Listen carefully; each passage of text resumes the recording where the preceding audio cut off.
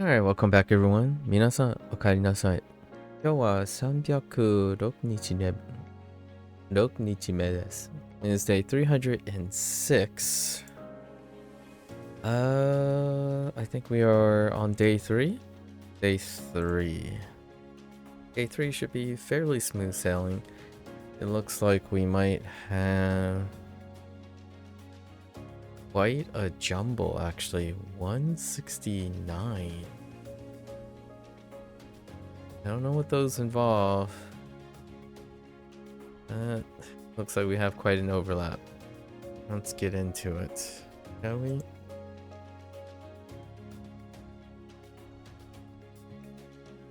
Yeah, nothing on the pitch accent front. I need to look for something that still tops a pitch accent thing. Hello there, Bree. Hello, hello. I'm doing pretty well. You know, a fun little conversation a little bit before stream. Pretty well rested today. Yesterday's Phantom X thing was kind of meh because it was on gacha. But how are you doing? What are you up to today?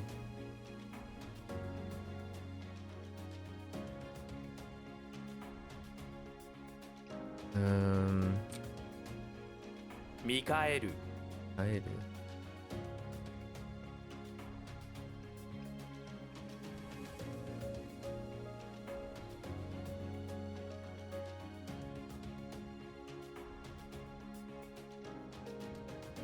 What? 診察 That's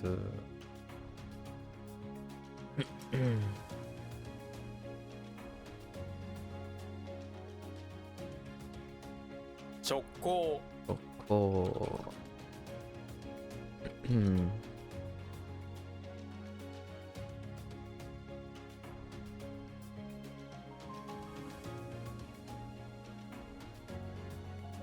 Oh, they wanted samurai. Doing alright, still have a bit of stomachache? That sounds... Hopefully it goes away soonish. Oh, there's Tessa.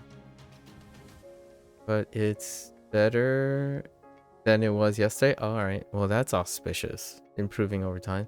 You made some white cheddar mac and cheese for dinner? Didn't feel like making anything too crazy with how you've been feeling? That sounds like a reasonable... do you take anything for the stomachache, or you tend to tough it out and let it pass? I haven't been in such a way, been busy with work and sleep? That's fair. Oh, well, that's a little reassuring that you've been busy with work and sleep. I was starting to wonder hopefully that I typically assume that. However, you know, sometimes it may be something else. But Tylenol? Alright, Tylenol is a good way to go about it. I don't know if you ever watched this, Bree. I'm not sure if you ever watch a lot of medical dramas. Actually, you do. However, there are, depending on the medical drama, oftentimes one of the things is Tylenol or ibuprofen, right? Is a very like memey or stereotypical thing to try to see if it helps with passing a specific persistent pain for a bit. So Tylenol is definitely something. You had a newbie to train at work? Oh, so that took so much mental power. That's fair. And you're exhausted after 3 days having to talk and talk. That's a lot of experience, Tessa. That's a lot of experience. Open opportunity. From my rosy, I have a rosy disposition with having the opportunity to train someone. Largely because that's the environment that I spent most of my time in. Or had spent most of my time in. Because their success can ultimately be the thing, the legacy that you leave behind, right? I do miss those days, being somewhat of a in a position of seniority, right? Nowadays, it's colleagues. Although, in the long run, I don't really kind of train people in that way to begin with. I kind of tend to treat them as colleagues most of the time. It does take a little bit of adjustment. I still remember talking to some of the undergrad students, and I would ask them questions on what they did, and they would sometimes give me some blank stares, and it takes a little bit of adjustment period until kind of getting acclimated to the way I kind of prefer to mentor or train people, which is to consistently ask and have them think about, encourage them to take action and solve problems. Obviously, with the liability and the responsibility placed on myself, right? It does lead to a bit of hiccups here and there. Occasionally, it would take initiatives and it comes up with a problem that was unforeseen, but I prefer to be able to see those problems and they be able to solve those problems despite preventing those problems. So it's kind of a mix experience, but ultimately in the long run, it is what I believe is the wonderful investment in training someone. It's usually treating them as like 50-50. You 50% of time you try to establish the trust that they are able to make decisions. Also, if they encounter errors, they would have an initiative to want to consult me, but also take action and suggest action on the errors. That's obviously, this is a little bit specific to the tasks and the area that I was in. It's kind of a very rosy feeling, largely for myself.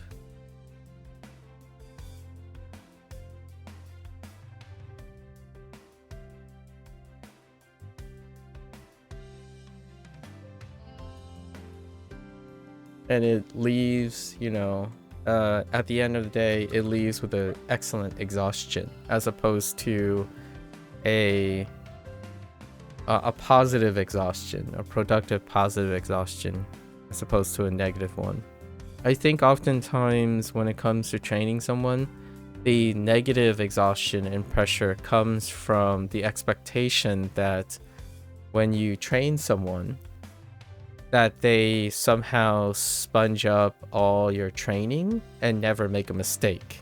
And then when that training that you offer, the advice, the instructional advice you have, and then you see your expectation is not met with the clear execution of your information, oftentimes that can leave someone incredibly frustrated.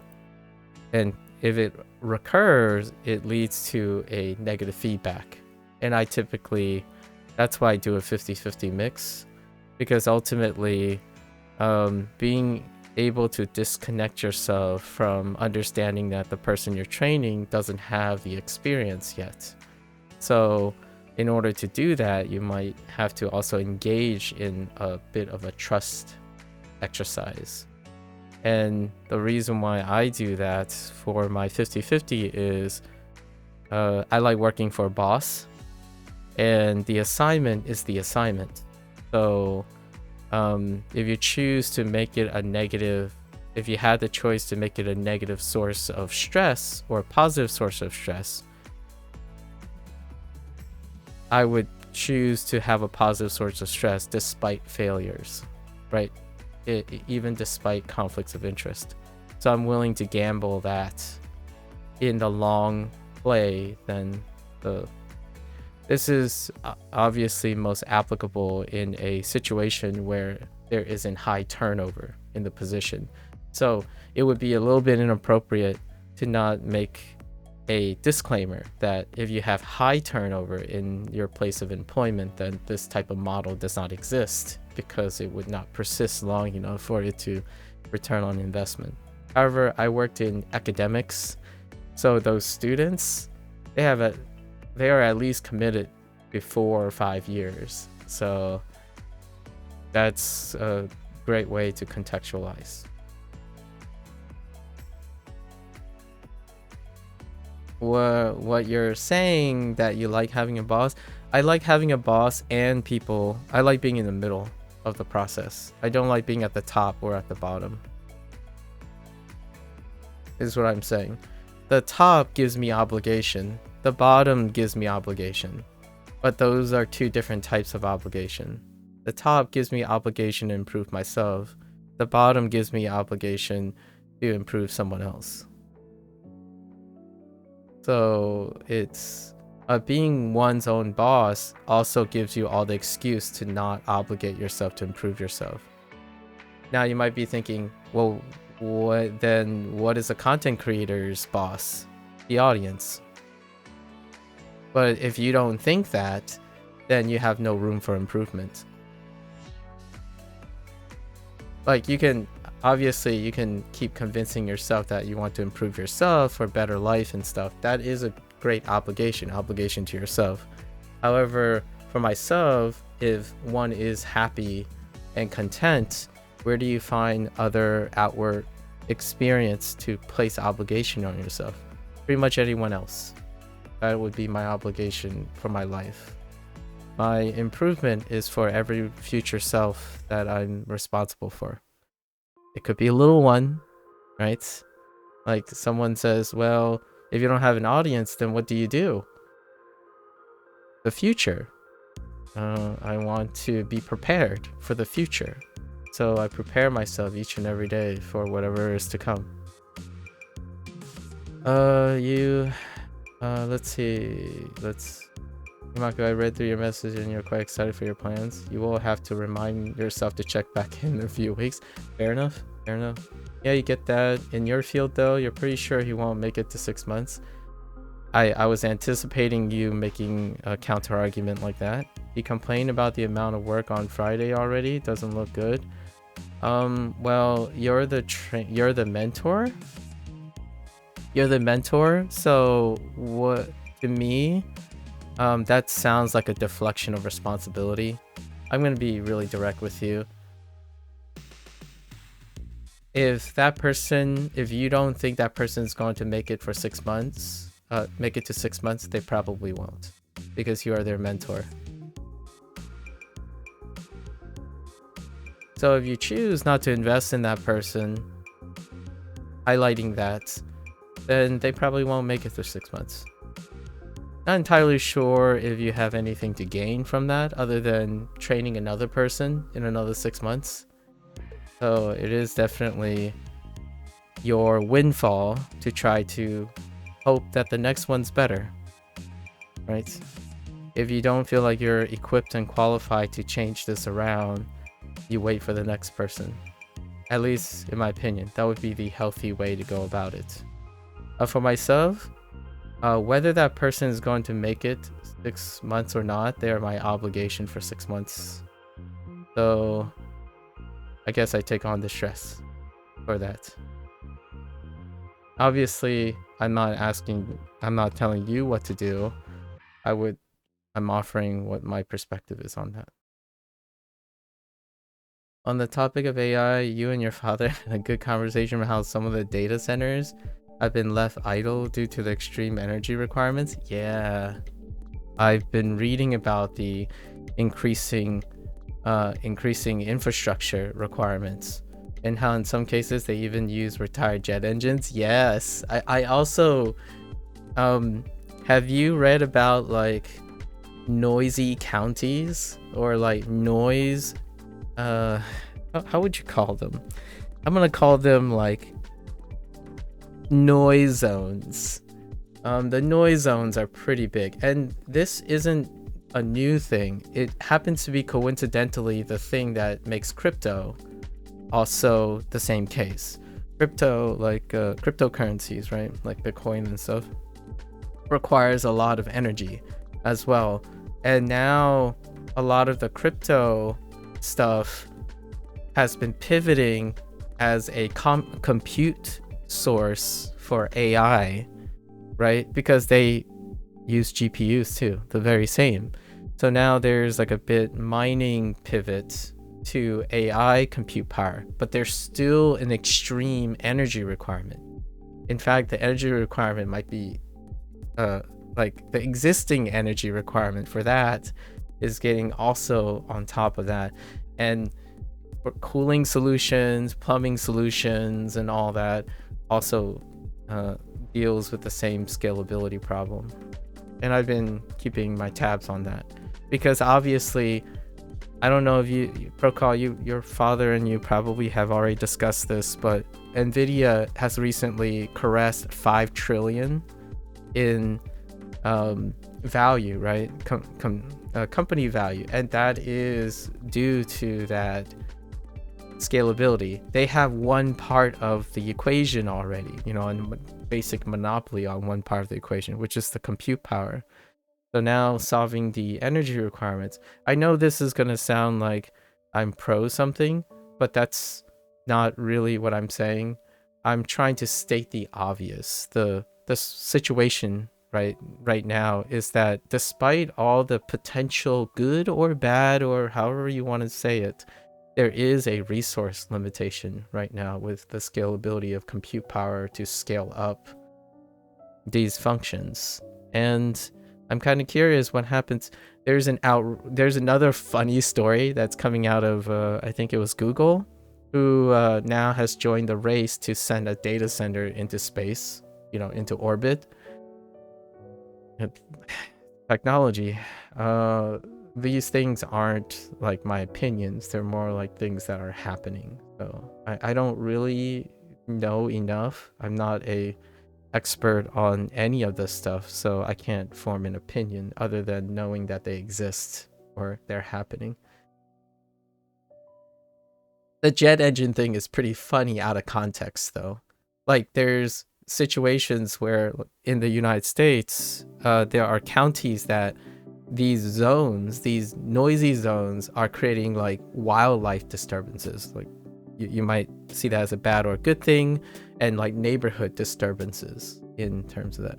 You trained him as best as you could. You showed him everything you know, same as the one before him. Isn't his level of perseverance out of your hands then?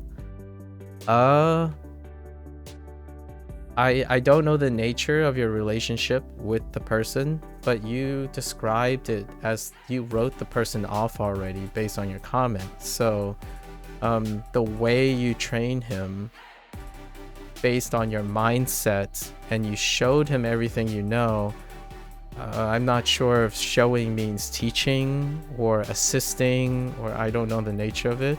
But if you believe that the level of his perseverance is out of your hand, then it is just that. It's not my place to know your relationship between him or or you. I would say that inauspicious outlook is the first thing that you mention, and it's the only way you phrase things, would suggest to me that you have a long history or an existing history of having poor trainees according to your opinion. So for myself, that would imply that it's probably going to consistently happen until a windfall happens where you have an employee that is exceptional that would exceed your expectations.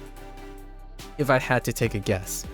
Again, I know nothing about the way you instruct, like do performance assessment and whatnot.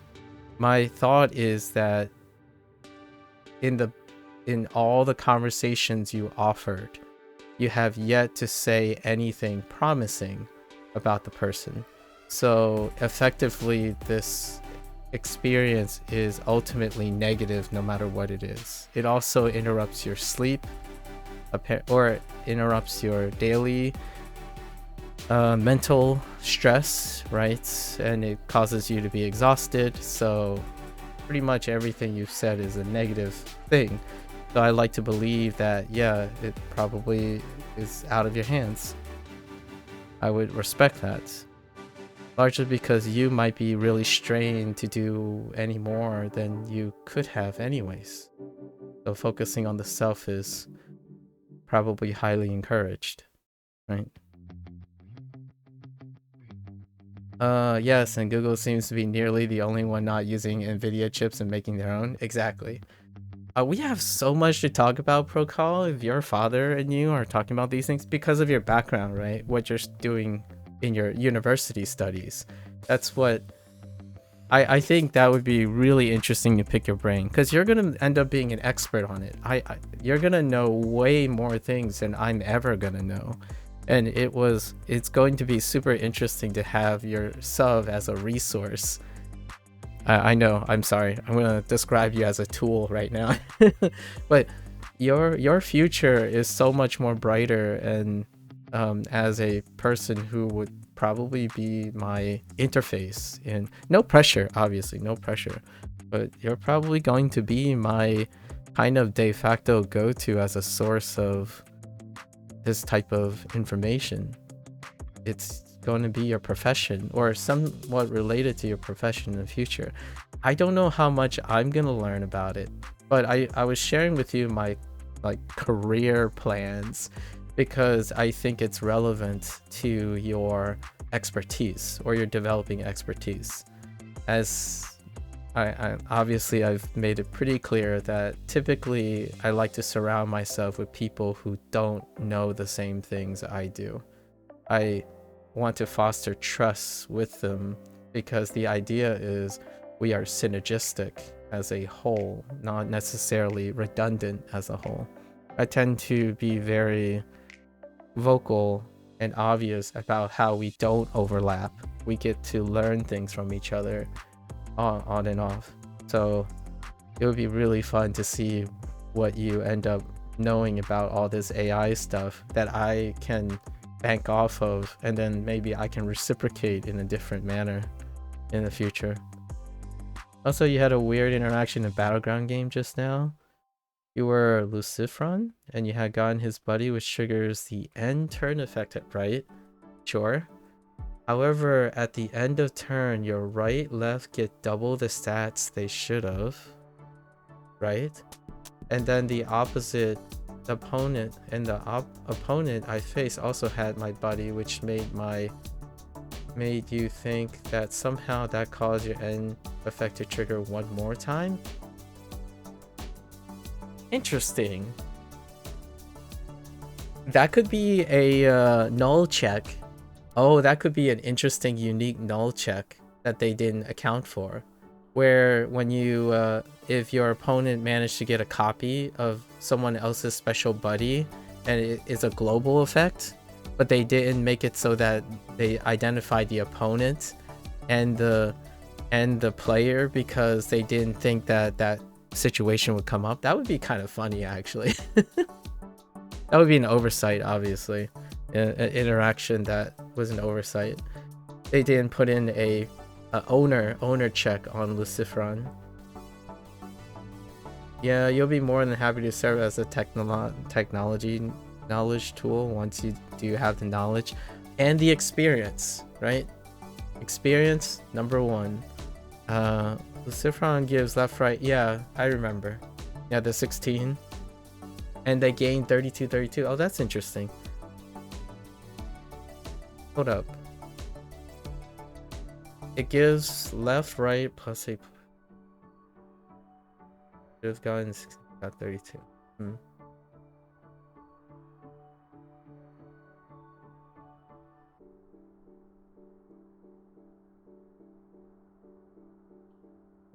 I think no, it's, yeah, it could be due to an extra trigger. So like, oh wait, if it's 32, then it couldn't be due to an extra trigger. Why on earth did it give the, yeah. So I was thinking maybe it's not that. It's more like oh, double doesn't work either. It doesn't explain that, because if it's +8, right? It would then be a,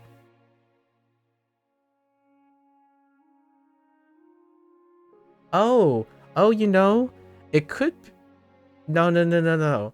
I think what it probably did was, so you get the +8, right? But it's a double trigger.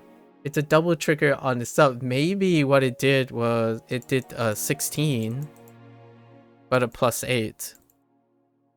And then what happens is you get 32. But that's unintentional. I still think that's unintentional. So what you have is you have 24 plus the trigger. So then you get a 32. But the math is kind of weird how that would happen. I'm trying to make like the trigger fit the +32, not the other way around. So if you know 32, you can have 24 and 8,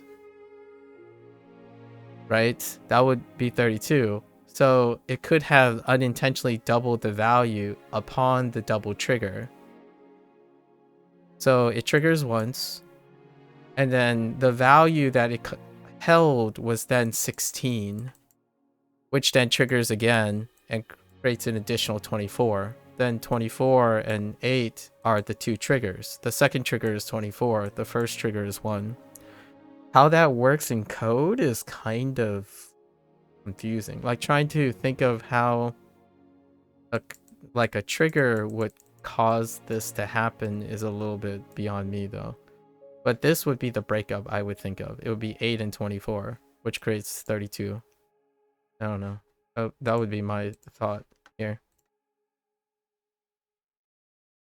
Tessa, if I had to say anything, I hope that wishful thinking, the trainee turns around, solves great problems, and you won't have to train another person. That's my thought. Like short and sweet. I don't know your trainee. I don't know you as a boss or something, but I could knock on wood and hope that the trainee does something amazing, changes your mind, or changes, has a windfall of their own and surprises you. And wait for it to happen, right? If not, I guess we'll have this discussion in another 6 months. If we still know each other in another 6 months, right? If we're still talking in another 6 months. Yeah, that's like, if you yourself, for example, if I'm being super fair, if you yourself cannot handle anymore, preserve yourself, right? Make sure you are in the happiest state possible in order to go for it. So I'm not here to convince you every single person is worth investing. And even if they're there's no hope, if you don't feel like there's any hope, to reinvest in the hope. If you're yourself is in a position that you can no longer provide any more guidance,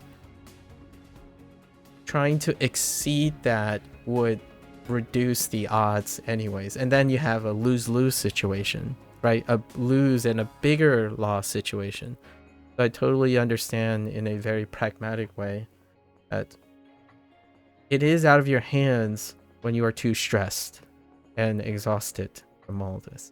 So now we try to be a little bit optimistic and say you've done what you can and you hope that you're wrong, right?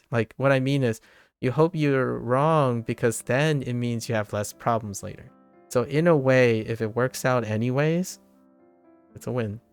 Otherwise, I guess it's back to business as usual until the next one. This is where I typically, if I have time to work on myself or help myself, it's a lost cause. Let's just say this person, fingers crossed. So now I would focus on my own rest. I would rest up, try to prepare myself for the next one, right? So if it's very likely that you're going to have to do this again in another 6 months, back to focusing on the self, right? Resting, doing something, and then maybe taking the lessons, whatever the lessons you have that you learned from observing this person in the next 6 months, those would then be taken to the next trainee. Every six months sounds pretty frequent. However, knowing what you shared with me about the nature of your occupation, right? Like that does 6 months does sound about right.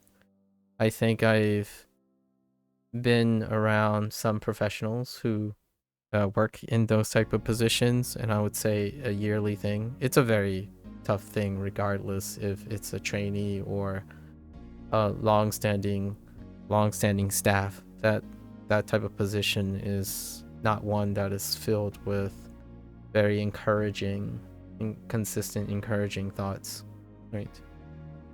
It's a very admirable position, you know, someone's got to do it situation.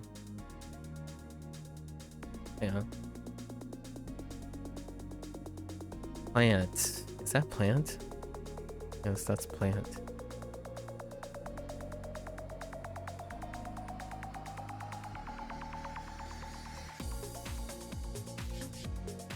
What the plant?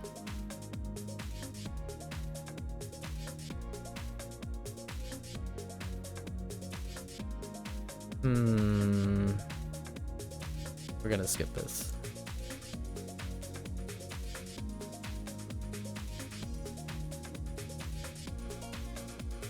Come back. 研修生 Shusei. Speaking of trainee, this is the word for trainee, by the way. Shusei. It's a combination of research or sharpen, mastering, and then life, which is typically like more of a life as in this is what I do now. I do career. So someone who's sharpening their skills to master something currently in their life. Trainee.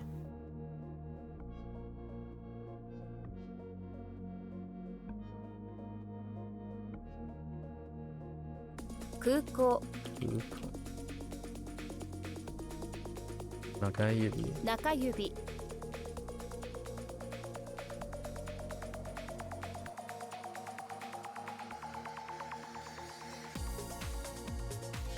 It's more that you didn't have much of a choice. You're the only one who knows the tasks and way of the entire night shift department, so there's nobody else to train new ones except you. The problem is also that you have limited time to train him. You only had him for 3 days when the job would be taught over a slightly bigger amount of time. You're just worried about his absorption of information over that little time. Those are fair. I don't expect people to have a choice in this matter, so I'm not entirely sure if that's a valid reason, but you typically don't have a choice in this. So I would say I'm not sure if that's negative or positive to you. I think that's a moot point.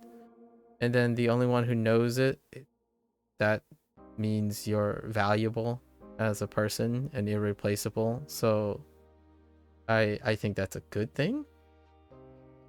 And then since there's nobody else, right, you're the only one, so it's maybe even a compliment in the way that it's seen from me. And then the problem is you have limited time. That is a reflection on the department for sure. You could make an argument for the reflection of the department. However, you can do things with 3 days. It's kind of an appreciation for the time you have. So if you're doing your best in the 3 days, whether they succeed or not, you can. It's up to you if you want to do more and more with those 3 days or not. And it's up to the ability of your energy and time that you can have, right? If you, most of those, the things that you said you did your best.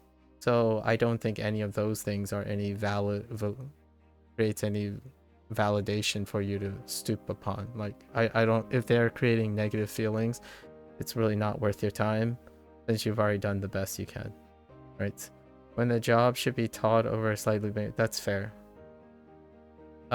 It's out of your control. So all the things that you've mentioned sounds like things that aren't worth your time to consider, because you don't have control over them. If you do, if I'm completely, if I'm not going to take your word for it, right? If I challenge you and then you say that you can control it, you can request more time, then I will retract most of my statements that I made. But you have listed a bunch of things that you're giving me the impression that you have no control over. So those do not, in my opinion, pragmatically weigh as excuses or things that you can't do. You've already said you tried your best. So none of those things should negatively impact your mindset, at least in my opinion. You're just, well, after that, you'll be on call every weekend for a while he feels okay on his own. Like, he'll be able to call me whenever he needs. That's fair. That's great. Hopefully, he doesn't exceed your ability to handle those calls. Right. I think the thing that you shared sounds like the first statement qualifies all the rest of the statement. If you do not have any choice, then those things did not impact your ability to do the best you can, because those are things you can't control. You could, if that's a possibility in the future, before the next trainee, you can say, okay, how do I make this information useful? The moment this trainee leaves because they're not going to make it, when they hire the next one, you can be there. You can take a proactive stance and ask them, the reason why the last trainee failed was because they had very limited time. Is it possible to increase the amount of time for the inevitable coming of the next trainee? Then that would make that information something you can control. However, for now, since you have no control over those things that you said, they are excuses. They're not pragmatic uses of argument against your effort, because you are irreplaceable, apparently, according to that information, which makes that information useful. Because if you are the only person that's used to the entire night shift, you have leverage, and nobody else can train new ones except you. That's leverage. So then you can use that information to leverage more time with the trainee. And if you can get a trainee to work, then you won't be the only one who is useful in the night shift. And that trainee can then go and train someone else, giving you more time. And if that trainee succeeds, they benefit you, giving you even more leverage. Because if the trainee succeeds, that also means whoever you're working for knows that you are the reason why that trainee is likely to have succeeded. So all that information could be useful if you want it to be useful. For now, you did your best, right? With the circumstances that you didn't know you're going to have. At least I think you didn't know that you weren't only going to have 3 days. And I'm not sure how long you've worked in your current position. Usually these things, if it happened last time, then I would be having the same thoughts last time in order for it to not happen this time, because that information is important. So the next time if I was in that position, I would negotiate. I would say, I'm the only one who is the entire night shift department. No one else can train, so you better give me more time. Because if you want someone else like me, you have to give me enough time to train a new person. The last person failed and left is because you didn't give me enough time. And if I leave, the leverage is, you use your leverage. If you leave, then there's no one left. So they have to gamble on a new trainee and self-sufficiently train, or they have to hire someone temporarily to train that person, or even negotiate another person into the position, like during the day shift or something, right?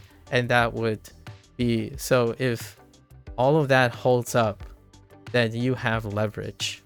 And leverage can be used for the greater good, or one could sit on it passively and say, it's not my problem. I don't have anything to benefit from it because you don't see any benefit, then that's fair. If you don't see any benefit because it takes too much effort, I wouldn't pursue it either. So this is only a big if, right?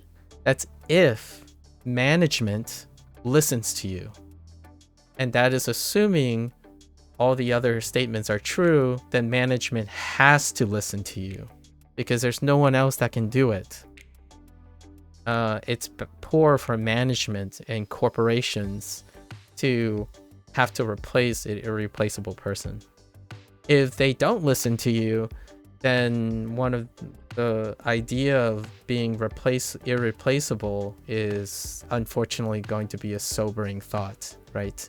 If they don't listen to you despite that's what you believe, then it also indicates it's a confirmation that you are replaceable, which allows you to know what you have to do to avoid being irreplaceable. I mean, avoid being replaceable, because if you like the job and you're dependent on a job, knowing that you're replaceable is also an opportunity to ask your management how you can take on more responsibility to be irreplaceable. That's only dependent if your job is something you depend on.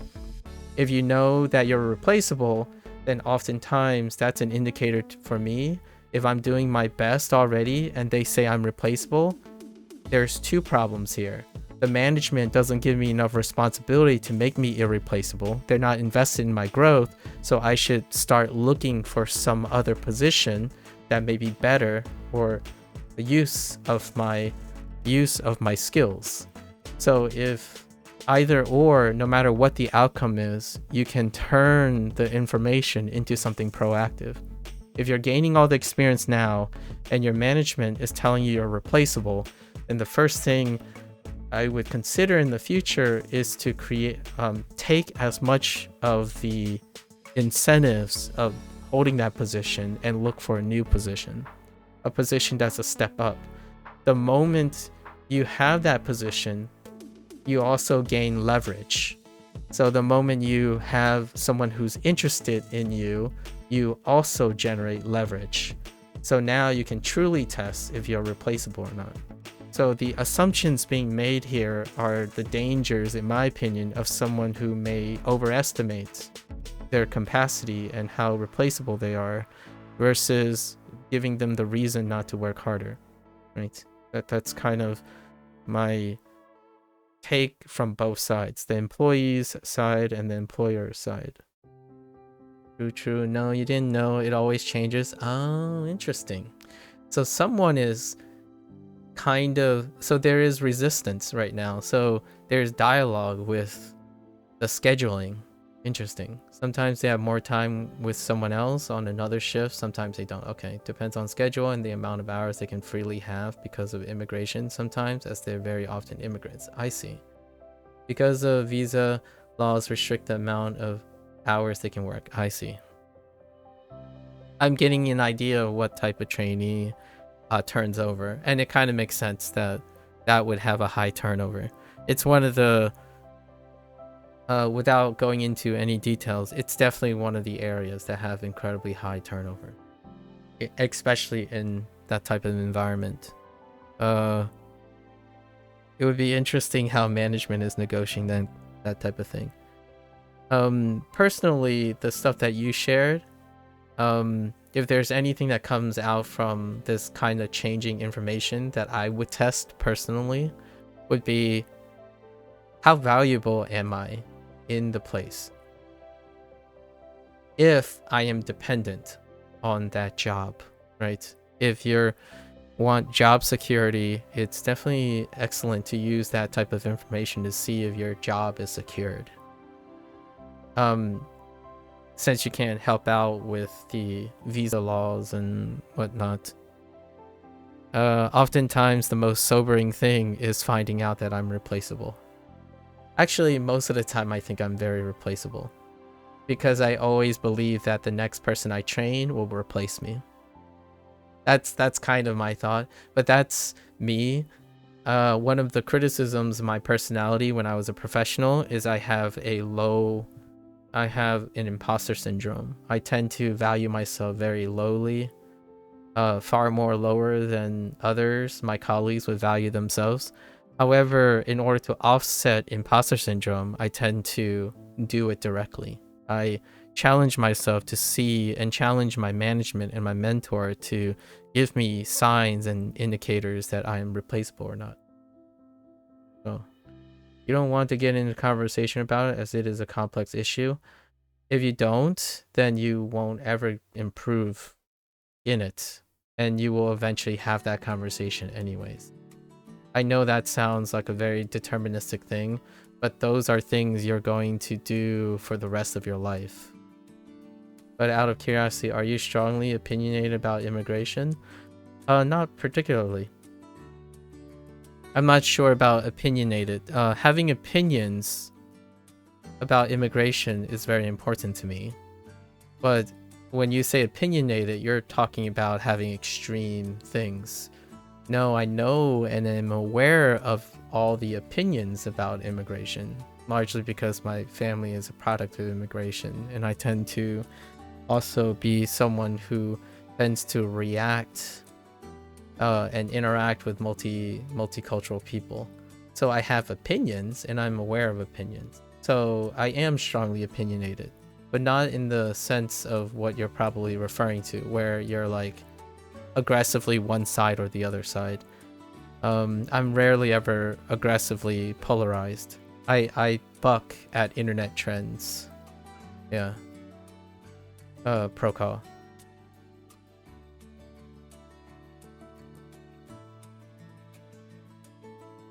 Oh, you're talking about the immigration thing. You don't want to get into the complex issue of immigration. Sorry, I totally misread the comment. You're talking about getting into the complex issue of immigration.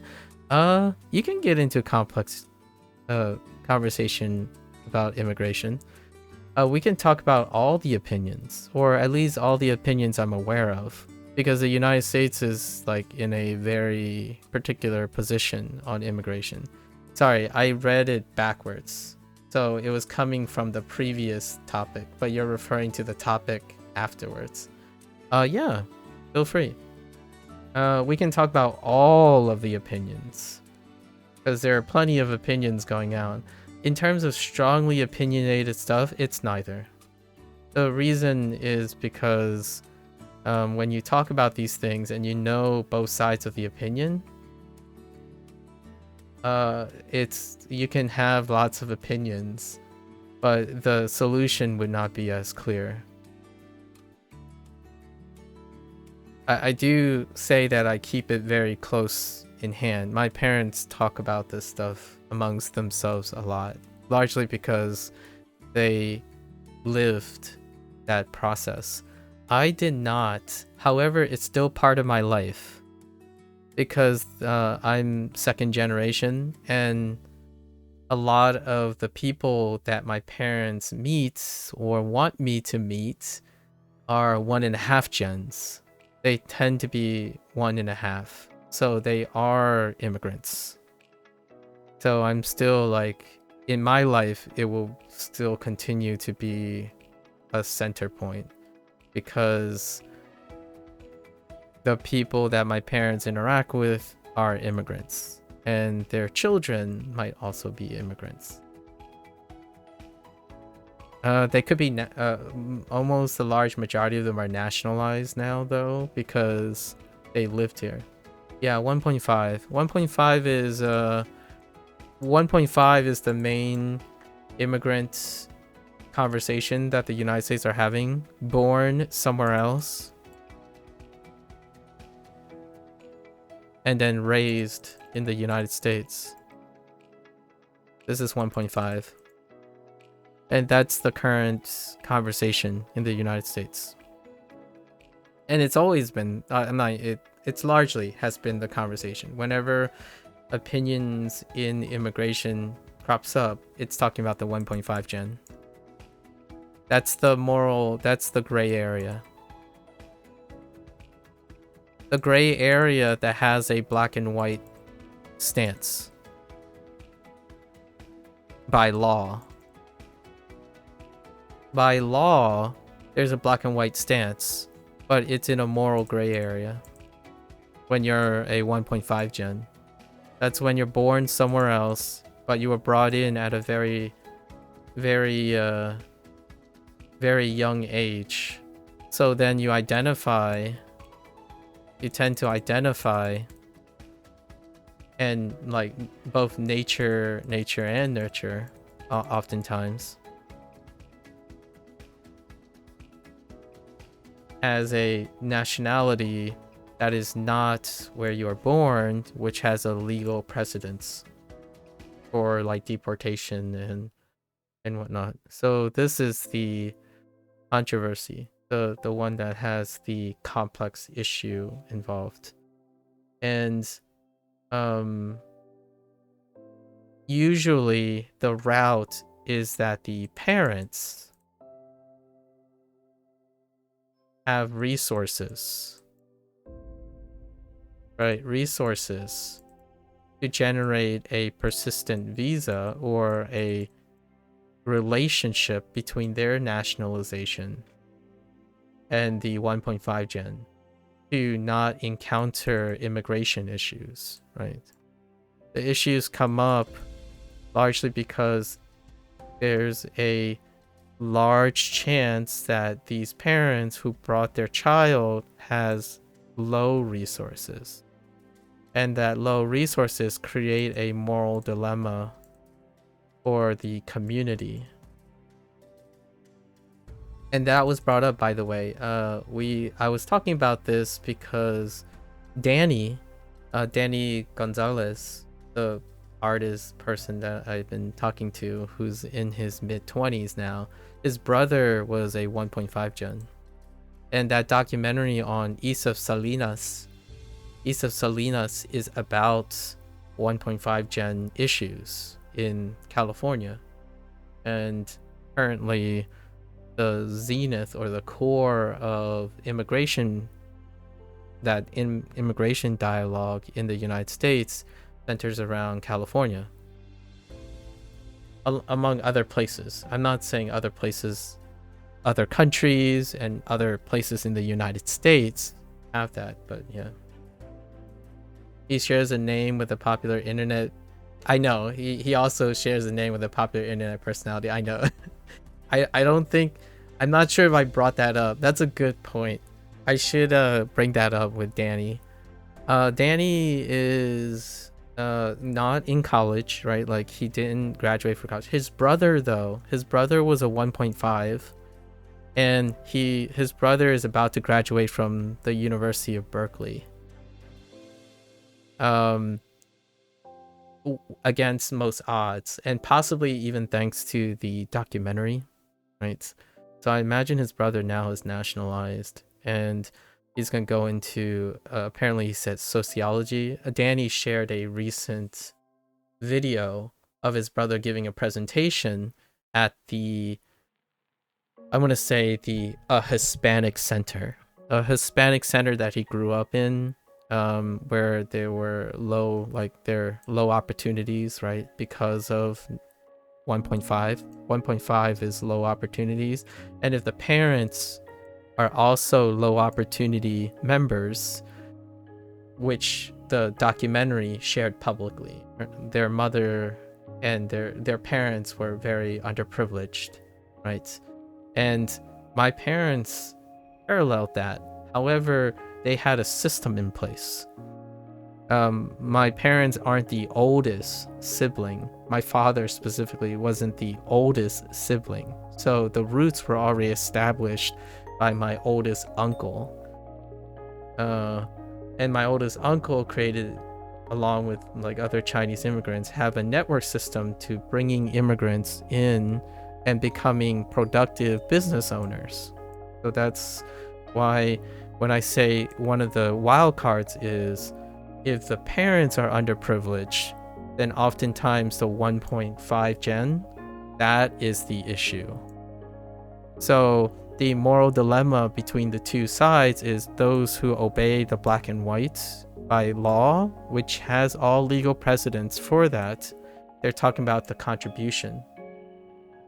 They're talking about the contribution of the community because it requires investment in these parents and their lack of resources to create. Or the argument, the dialogue is that if you did invest in these resources, does the community get a return on investment?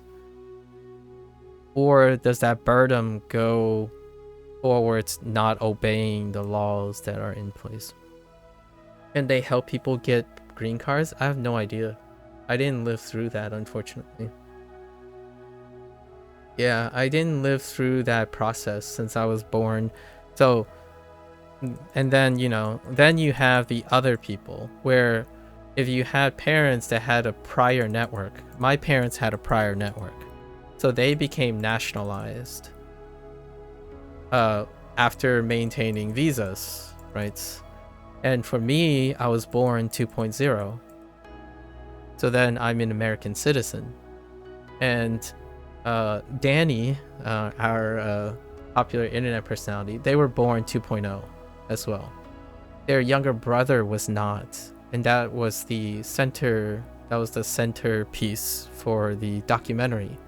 It's a family that has a 1.5 and a 2. And it just so happens that the 1.5 is younger, which creates even more strain. Usually the older one, so Danny would have been more likely the one that's 1.5, and his brother should have been a 2. But because of circumstances and opportunities, this creates that really, really morally gray situation where the parents, despite being nationalized, may be so underprivileged that it's difficult to nationalize the child. Right? And that doesn't necessarily mean that it would automatically be offered because the parents are nationalized. If even the parents had resources. You can enter a moral gray area where there's like black and white situations by law. I'm not a lawyer, by the way, so this is no like actual lawyer things. The idea, the impression I'm getting from like a standpoint is if this happened, the 1.5 gen, and poor papers happened, it can create a precedent to eject the parents too. The parents could get ejected. And I'm using the word eject because I don't necessarily think the grounds for deportation, I don't know how law works, like the immigration law works. I was born and raised in ignorance because I'm an American citizen. So I don't know enough about immigration law, but the idea is it might not necessarily be a legalized deportation is probably the gray area here. But having this thing persist can give precedence to eject a parent as well. And if you eject the parent, you also eject the child.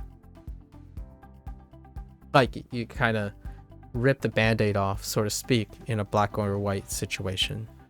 And that's a way to summarize my impression of the ongoing immigration complexity issue. Obviously, I'm coming at it from a humanistic perspective because I myself am not a lawyer, right? Both my parents are nationalized citizens. My entire immediate family are nationalized family, and I am an American citizen. So I'm a second gen, right? So it can be very difficult to empathize as well. I both lack the intricacies and knowledge base or even professional background to offer any strong opinions about immigration. However, I do have anecdotal experiences that goes really deep, largely because I resonate with multicultural people, and it starts with 1.5 and then moves on to 2. Multiculturalism kind of fade when you become a third generation. And first generation are planned immigration. So first generation tends to still kind of behave or act as their heritage, the place where they emigrated from. So my parents, for example, they are traditional Chinese parents. So usually it starts at 1.5 and 2. This is my life. My life is in this region.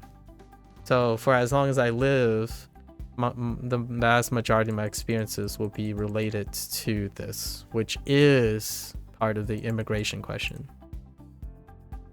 It's part of the immigration issue right now, and it is a close part of my heart. Ohayo, Ohayo, Sue-san. Are there any politicians aiming to change the law so that bad papers for the parents can't justify ejecting a 1.5 gen? I have no idea. I maybe I could answer that in a later time. There are a few people that I know who interact with multicultural areas that have very strong words. They have very strong words, and I do see them. I'm more of a person who sees things, and that strongly opinionated run, right? I'm not an activist per se. My general nature is I'm incredibly passive. Like, I'm a pacifist. So it's hard for me to know. And I also don't pay too much attention to in like aggressive politics towards one side or the other side in either direction. But I like to think maybe, yes. I would say if I had to wager the US, the USA's democratic process, I would say yes, probably. It's very likely that there is some way to find a compromise.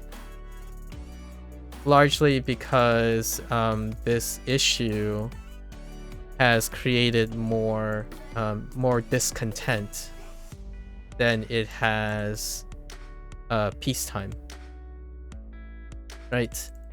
So when an issue becomes, I like to say I've lived in the United States long enough to understand that the democratic process is often utilitarianism a little bit. I don't know how to spell utilitarianism. We'll just add an ism here. When the problem becomes too much discontent. And I think the issue of immigration is generating significant discontent, whichever side you're on, or in the middle. Like the thought of being 2.0 is putting yourself in the middle of things. That they would eventually wager peaceful compromise to reach a utilitarian, more than majority compromise. So when the discontent exceeds 50% or something like that, roughly 50%, there's only so much wiggle room before there's a compromise that needs to take place. Speaking of which, the current issue that's come right now is shutdown, right? Because the US government is still in shutdown. So many of these processes and whatnot is exacerbated by the shutdown. So discontent is increasing like a lot, and a government shutdown would exacerbate pretty much all of this. Like right now there's like, if you're talking about underprivileged stuff, you have like SNAP. SNAP is something that deals with food services, food aid for underprivileged, which, by the way, the reason why I'm raising this up is when my family started up, when I was a child, we were still on SNAP. So like food stamps and whatnot, those are things that we took advantage of in order to make a better life. So my parents worked really hard. They spend less money when I go to school to eat, right? I still remember this. We had stamps in order to, like, I'm the person I am today, the educated person I am today, because, well, I had food too through a system, right, that is also affected by the shutdown and does have something to do with immigration. It's very strongly tied with immigrant families. So all of this stuff is also affected by the shutdown right now. So there's quite a lot of not necessarily what is important, but priorities of important things. So instead of making it a competition and saying this shutdown is more important, it's more like there are a lot of important things. And unfortunately, there's an order that needs to be maintained. The people that are responsible for like dealing with a lot of these or negotiating, that's not even happening right now because of a government shutdown. It's kind of a really weird perfect storm right now. And I've been reading about it. That's what the evening. So I haven't looked at immigration things lately because shutdown. So I've been looking at shutdown things at the moment with my limited time. That's what's happening here. I'm not sure what it's like in the UK. I imagine, and just for the record, I do find a little bit of spare time to watch a show called The Diplomat. And the funny thing is, The Diplomat centers around US and UK relations. So right now, yeah, I'm kind of in that headspace. I'm saying I'm trying to be as positive as I can, but right now the shutdown is what comes first. They're hoping this week would be it. Was there ever a feeling of embarrassment using forced hands? Yes, absolutely. But my parents, as a child, there was embarrassment. Absolutely. And I still had food stamps. Like I'm gonna be transparent about this. I don't know if my high school friends ever knew this, but it was a time when I started earning money, right? Like when we moved, when it was not an embarrassment when before elementary school. So when I was in elementary school, everyone was struggling. So having food stamps was like the best thing ever. Like I get to eat. And my parents get an offload of their taxpayer money, right? It's coming from taxpayer money. That's where the food stamps are coming from, right? So my parents don't actually, quote unquote, pay for, like, see the exchange. Like, they know that I go to school and I eat. So there might not be people who get to eat. So that's the default.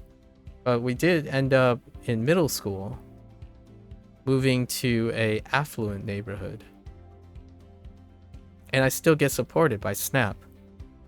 Now the thing is, it becomes a point of embarrassment. For a 2.0 gen, though, my parents wouldn't understand that. My parents wouldn't know this is happening because they don't live in an environment in which the people who are affluent have more money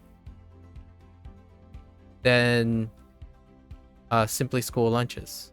In fact, school lunches are a luxury. It's a privilege. And what I mean by that is not school lunches in which the food stamps provide. This is basic necessity. That's what's great about being part of an affluent community. Everyone gets fed the basics. So that's already assumed. What the food stamp can do is alleviate the cost in having access to privilege, of which the majority of the students around me, not all of them, the majority of students around me, what they have is they have excess money. So they have choice. And that's where the internalization of embarrassment comes in. So that's the very nature of the very same thing of saying like, my friend's parents bought a car for them when they turned 16 versus my parents can't afford a car. So in a way, there was some embarrassment with food stamps, but it was everything. My parents recently became when we moved middle school. It was when I was 13, by the way. 13 was exactly when we moved. It was my 13th birthday. My parents gave us the news that we're moving. So I turned 13, and a few days later, we're in the very house that I'm streaming from. This is the very house that I was a 13-year-old when I started my 13 and on. So this very standing house. And what happens is that since everything is that, the embarrassment goes away because everything is embarrassing. If you let that be your embarrassment, not having money, the focus. As a child, I still felt embarrassment, by the way, because a child looks up, right? A bright person, I like to think I thought more of myself, right? I thought more of myself. Just for the record, I think less of myself as I'm getting older. I actually thought more of myself as a child. This was being naive, but dreamy. So I was very dream-worthy when I was a child. I thought I could like change the world, right? Much like most children, this is naturally happy, right? So I looked up. I didn't look down. When I became adult, I looked back and looked down. As in I would reflect on my past to see how good I have it now. That's an adult perspective. When I was a child, I looked up. So what do I see when I look up? Everyone has better opportunities than me.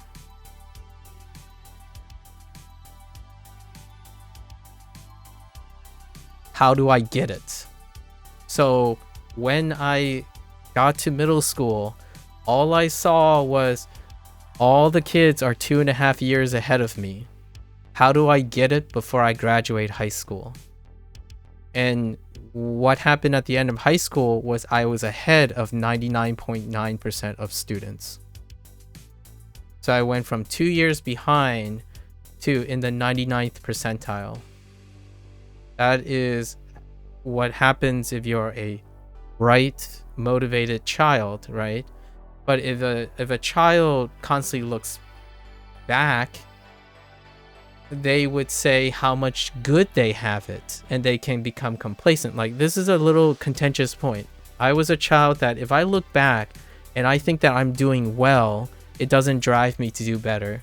So you might be thinking, oh, like, why is he admitting embarrassment? That must have hurt him. It was the very source of my nature that drive me to catch up. So I saw the embarrassment and I acknowledged the embarrassment is there. It's not my parents' fault. It's not my fault. But if that embarrassment is there, I want to get rid of it. So by the end of high school, I caught up.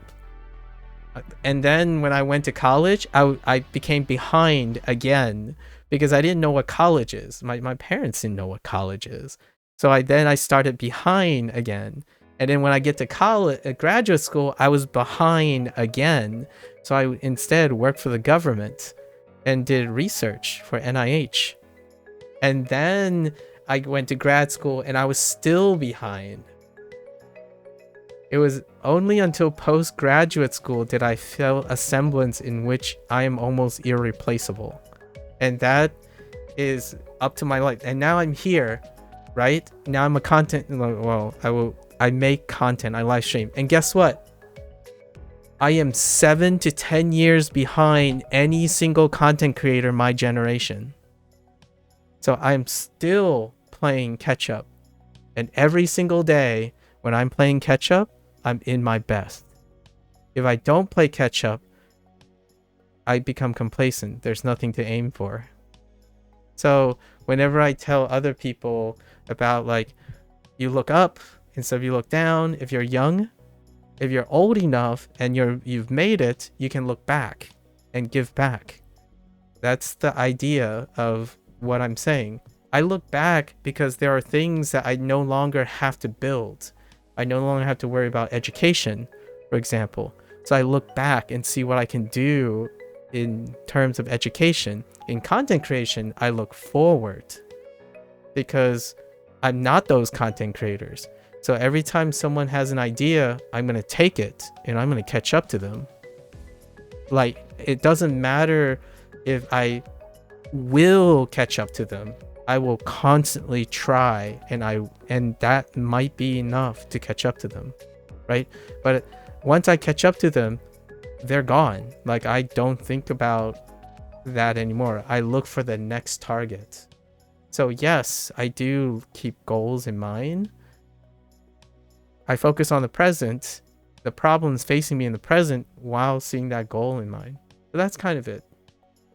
Do you know whether a financial difference is as big deal in Eastern culture as it is in Western? It is. If I had to, so if we're doing a comparison, right? Comparison. Now, when you're talking about financial differences and how big deal is, I will give you one thing. It is a big deal pragmatically, far more in Western culture. But sentimentally, Eastern culture by a long shot. Largely because I would say because of the pragmatism of Western financial differences, it masks the sentimentalism. Let's go back to the immigration question, right? The immigration issue. Since immigration is seen as a pragmatic in Western culture, is seen as a pragmatic issue, there is grounds to ignore the moral ramifications of enforcing that immigration. So if you have money, it's okay. If you don't have money, it's not okay. However, sentimentalism would be like, you're welcome in our country because there's a chance that moral implication will lead to financial gain. Because oftentimes Eastern culture is built on meritocracy, or a stronger meritocracy, not nepotism. Like nepotism, it used to be like that, like in a way. Nepotism kind of comes in. I'm not going to write nepotism because like it comes in a different form. That's apple and oranges. But the idea of meritocracy is huge. The idea actually is so huge that immigrants talk about it in the American dream, right? You work hard, you get paid. It's not true. It's very difficult for me to comfortably say it's not. It's partially true. Like everything is partial. So when I talk about sentimentalism, when it comes to financial gains, it weighs heavily on sentimentalism. So when you're lower class, you feel lower class. You accept that you're lower class. Remember that the Eastern world tends to have a longer history with the caste system, right? I don't know how to spell caste. Something like this. Caste system. And while this is strictly not really there anymore, it's still felt. It's sentimentally felt. If you're lower class, you learn to feel lower and accept that you are lower. And then all of that builds in sentimentalism. If you reject this, then you take a pragmatic approach. And then you think about things of lands of opportunity. And lands of opportunity deals with the pragmatic side of financial differences. If you learn to earn money, then you earn the sentimental right to have privileges. It bucks at the long-standing Eastern sentimentalism of financial differences. So like a farmer can cease to be a farmer. A legacy or a hierarchy of farming families can cease to be that. If you're a middle class, you can become an upper class member and feel like you're part of the upper class and not be reminded that you're a middle class person. So to me, I was built on this. Like I was born and raised on the idea that I can get more. I don't have to settle. And my parents embraced this. They came to the United States, right? In order for me not to become a restaurant owner. Now, you might be thinking, well, there's no shame in that, right? But my parents didn't want it because they buke at sentimentalism. Now, their sentimentalism I might be painting it as a bad thing. Here's the good side of things. Sentimentalism breeds tradition. Tradition leads to pride. Like where I lose my heritage, so pride is very tied to heritage. Like and when this doesn't exist, like in the Western world a lot of times, right? It's less. I'm not saying it doesn't exist completely. There's a balance between both of them. Both of these things exist in both Western and Eastern society. We're making comparisons here, like degrees of comparisons. So in Western society, I don't uphold a 100-year-old restaurant, for example. This is what happens when opportunity exists. Opportunity means that tradition can get lost. So a country with a system of immigrants also reflects in their traditions. So whenever someone comes up to me, internet, when people say like, oh, as an Italian, I think American pizza is garbage. That type of stuff, it involves sentimentalism.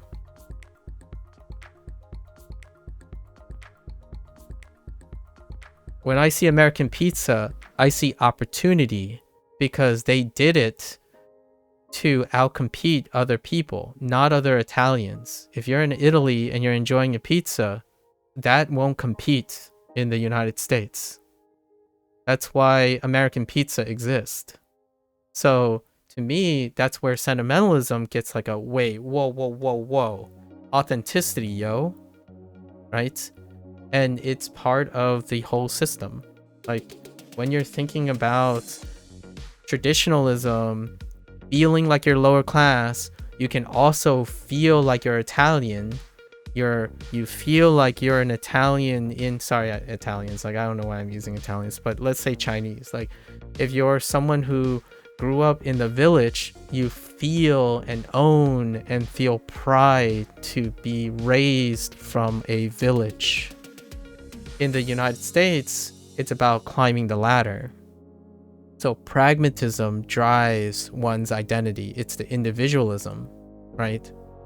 So my parents started in New York City. Then we moved to a low-income area in another place, right? And then we moved to a high affluent suburb. So we ceased to be the people who, or at least for me, I cease to be that person who grew up in subsidized housing in New York City, in a borough in New York City. I am now a person who, when you ask me, I spend most of my life in affluent areas in the city, as well as high affluent areas in the suburb. So I cease to be traditionally prideful of the things that I stick with. And that's kind of it's a really reductive way of comparing, but my life has given me a privilege of appreciating both sides of the coin. And that to me is how, whenever I see an internet comment that talks about authenticity, right, traditionalism, there is one very telltale sign that they are monocultural. Is often when the prideful comment takes from a single perspective. Because what I see is authenticity and traditionalism of a monocultural person. And then when there's a multicultural person, you're probably going to hear something like, well, Italian, like Italian cooking, Italian pizza is characterized by so-and-so. American pizza is classified by so-and-so. I like both. For better or worse. Pros and cons alike. Right? But this is kind of wordy, and also in reality, this is the minority. You're gonna be the minority no matter what. Having two separate experiences, is more than one. And the odds is that this appreciation will take more time than this appreciation, and it has to happen in your life. It's a human condition to try to stick to something that's comfortable, right? So we have to understand this. No matter what, if you're multicultural, you're in the minority. And that's not a good or bad thing. It can create innovation. It can create derivatives. So while it can innovate for good, it can also be derivative for lesser situation. And financial differences is a big one. So if I had to go to an Eastern country in finances, right? Say like I moved to Japan. This is a good one for those who are interested in Japanese. If I move to Japan, I expect to work hard. Far harder than I've ever worked in my life because I'm an American. And get paid less. But I will feel good about it. Because I'm no longer comparing myself to other Americans. I'm comparing myself to Japanese people. So even if I get paid less compared to an American, I might be getting paid about the same as other Japanese people. Because you have to understand the sentimentalism of a hard day's work. And that value of that hard day's work is equivocated to the amount of pay that the Japanese people have. And this is a dialogue that happens a lot because Japan is trendy. So you're gonna hear both of these arguments, right? And this perspective of understanding the financial differences and how big a deal it is in various aspects of the cultures that are involved allows you to negotiate both feelings. It is true that Americans who go there, who work very long hours, the same as Americans do, get paid less than Americans do, will feel crummy. It is different when you have a multicultural person who can appreciate the Eastern culture sentiments to go to a place and understand these connections in order to find pride in a hard day's work. You can still find it in the United States. Like, you can compare a farmer to a lawyer. You can still find those things. It exists in every country, right? Like, to varying degrees. But this would be one of the biggest things that, for me, whenever someone comes to me with like worker problems where they describe their situation, their financial situation, being raised American, right? Being raised American, I prioritize opportunities first. However, that doesn't mean I'm not capable of adjusting to a meritocracy. What does a meritocracy look like? It doesn't look like Twitch or YouTube.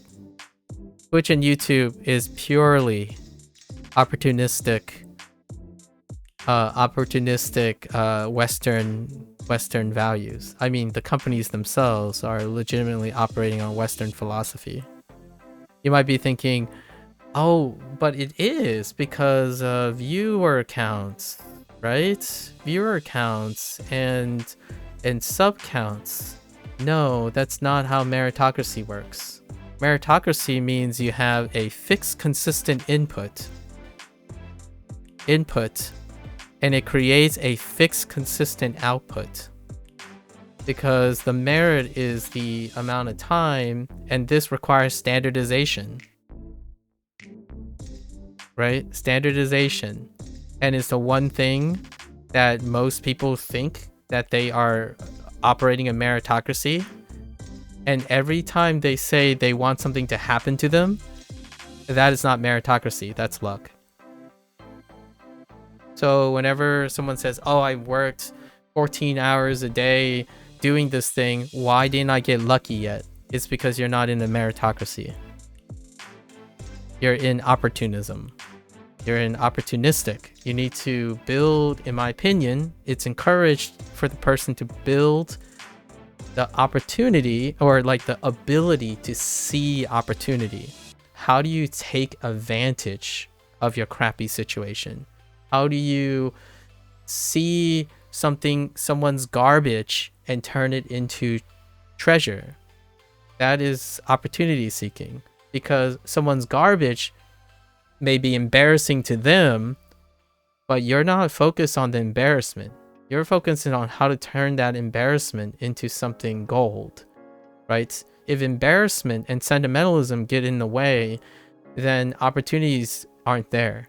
Like, if you're too good, if you think you're so highly of yourself, maybe Japan and China and stuff, maybe if they do truly recognize that you're so good, then go to a meritocracy, because your merits will speak for themselves. Now, hear me out. If you go to Japan and Japan says you're worth less, you paid less than the other Japanese people, then you have your answer. Your merits are not greater than other people's merits, because you didn't live in that country long enough. For example, you can't live longer in that country than a Japanese person because you weren't born in the country. Immigration issues, right? We go back to immigration issues. Immigration is the conflict between sentimentalism and pragmatism. Laws support the system that's in place. So in the United States, it's about opportunities. So when the law is placed in, they think about opportunities first. If there's for example, an immigrant that is not allowed to be in the country, that is opportunity that could be given to an immigrant that is allowed to be in the country. So the idea is a pragmatic shuffling of opportunities. It's not sentimentalism, which is the moral grounds for supporting someone and they become the new opportunity. And that's where my kind of mix of American and Chinese value comes in. I want to see opportunities despite who it is. That's the combination of the two, right? You welcome someone and you invest in them. But that comes from a perspective that is incoherent and possibly very middle ground, and it makes me an enemy of both. So sometimes I choose the appropriate path, right? And this is what I mean a lot of times of people misunderstanding what an opportunity is versus what is merit. Merit requires a standardization. So if you keep saying viewer counts and subs is how you determine merit, it has to be standardized that if someone has viewer counts go up and subs go up, then it should mean that they're successful. So when you get to content creation and someone says, I never gain new viewers, I never gain any new subs, I should quit because I suck. That is a meritocracy. If you continue to do it, hoping that one day you will get viewers and subs, that's opportunity, not meritocracy. You don't suddenly get timely get viewers and subs. You do it through work and not giving up, right? That's part of the that's part of merit. You want meritocracy to be true when you don't have anything, when you don't have things. At least that's the trend, right? The trend is that if you work hard, you get stuff. When you're wishing for it to suddenly happen is opportunity, which is when you get lucky. And that's the Americana way, in my opinion. I'm not saying other countries don't agree with this, and Americans aren't the first people to think about opportunity. I'm using Americana because I was raised in the United States. So it's something that I will use as an example. Not for all of America, but some parts of it, right? And YouTube and Twitch has become kind of a mix of these two expectations.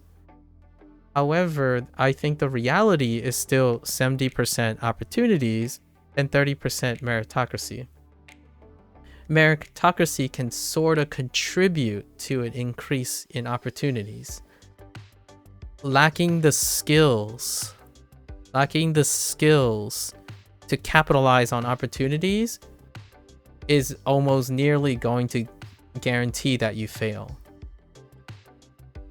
And that's a really tough way to talk about it. So instead of me focusing on failure, I ask myself, if someone believes in meritocracy, how can you convert that tendency for meritocracy to focusing, to finding how this is related to opportunities? So when you're thinking about viewers and subs, I'm sure I've said this to more than one person, and I know there's a person here that might think it will be specifically for them, even Shay, like the most recent. I say this a lot, it's both. You got to do both. I know it starts off as meritocracy, like purely meritocracy. If you believe that doing long hours, doing the thing that you believe in as hard as possible, it will produce the results that you expect. It will if you're expecting a realistic expectation. It won't if you think that opportunity is going to land on your lap because you've been working very hard. You have to develop skills to know when those opportunities are there. If you got lucky in life, that doesn't help you see opportunity. It gives you an opportunity, but that opportunity will have to be lucky again. So in my opinion, I tend to get someone to, or like encourage someone to see, okay, so you got lucky once. Learn, like, did you learn anything from it? Like, why did you get lucky? How did it get lucky? How can you use that to create more opportunities? When you create more opportunities, that's not the same as meritocracy. You aren't doing something in the thing that you were given to produce more. You're taking the nature of that opportunity and seeing where you can find more opportunities like it. So you're working towards something else. You're not working towards the craft that you're thinking about. So whenever someone says like, oh, a content creator, right? A content creator, they ebb and flow. They go from one opportunity to the next opportunity. The ones that are satisfied, when they're satisfied and they want to start building their merit, right? Their legacy. They've gathered enough opportunities in order for them to choose to be consistent and therefore build meritocracy. So it's still, in my opinion, a 70-30 split.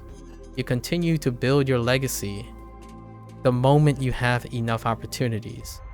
And that's where we go back to immigration. So is the solution to the immigration problem is to supply sufficient opportunities, right, in order to promote meritocracy, or the other way around? That's one of the core foundational problems. If you're this way, it's a moral choice. Moral choice first. If you're looking at this way, it's a pragmatic choice first. So what is the cost of the opportunity in order to give the chance for meritocracy to happen?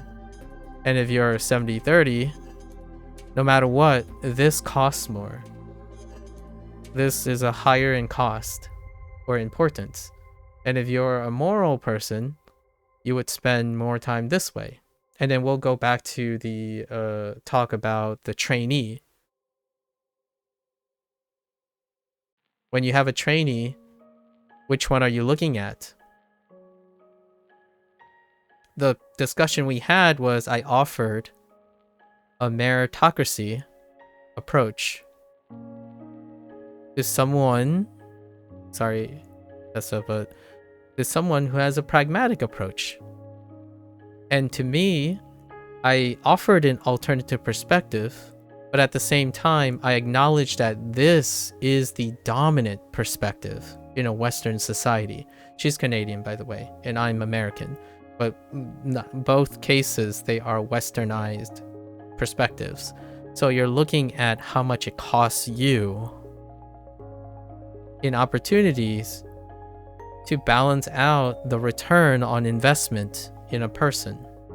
And then you hope that the smaller priority leads to them to create opportunities for themselves, and there's a chance that opportunity may come back to you. And that's kind of like laissez-faire, actually, which is one of the things that you kind of learn in conservatism, where you offer enough of your cost in order to expect a proportional return on investment or a diminished return on investment. But you only sacrifice what you can. In Eastern culture, like my parents, they sacrificed everything. Usually immigrant life, typically they drop and sacrifice everything in the hopes of the smaller odds of opportunity. And that's the American dream. And I'm part of the American dream. So no, that doesn't mean that for every one of me, there are hundreds of people who fail. That's the truth. That's the sobering truth about going from a sentimentalism built on meritocracy to going to a place that offers opportunity to break out of that, right? You have a chance of increasing by leaps and bounds because there isn't an inherent sentimentalism that keeps you down. So whenever someone comes up to me, like a Chinese person comes up to me and say, "You're not real Chinese, you're an American," I'm like, "You're right. I acknowledge that because I wouldn't be here talking to you in this particular stance if I was Chinese, like solely Chinese, because the opportunities weren't there, right? Like if my family history were people maybe in another 10 or 20 generations, I could be a well-educated PhD holder in a country that's built on opportunities and not a country built on meritocracy, because I got lucky. Luck happens when merit is not the only source of success. So every single day when I get up and I stream and I think about my privileges, I am absolutely 100% grateful to all the things that happened to me, because meritocracy was not enough to put me in this position. And immigration is very similar. Being lucky is what makes immigrant chase after American dreams. The merits is not sufficient to break you out of this. So if you like to go to Japan, from a foreigner perspective, it sounds great because the foreigner has a higher expectation and value of their own life. They are special.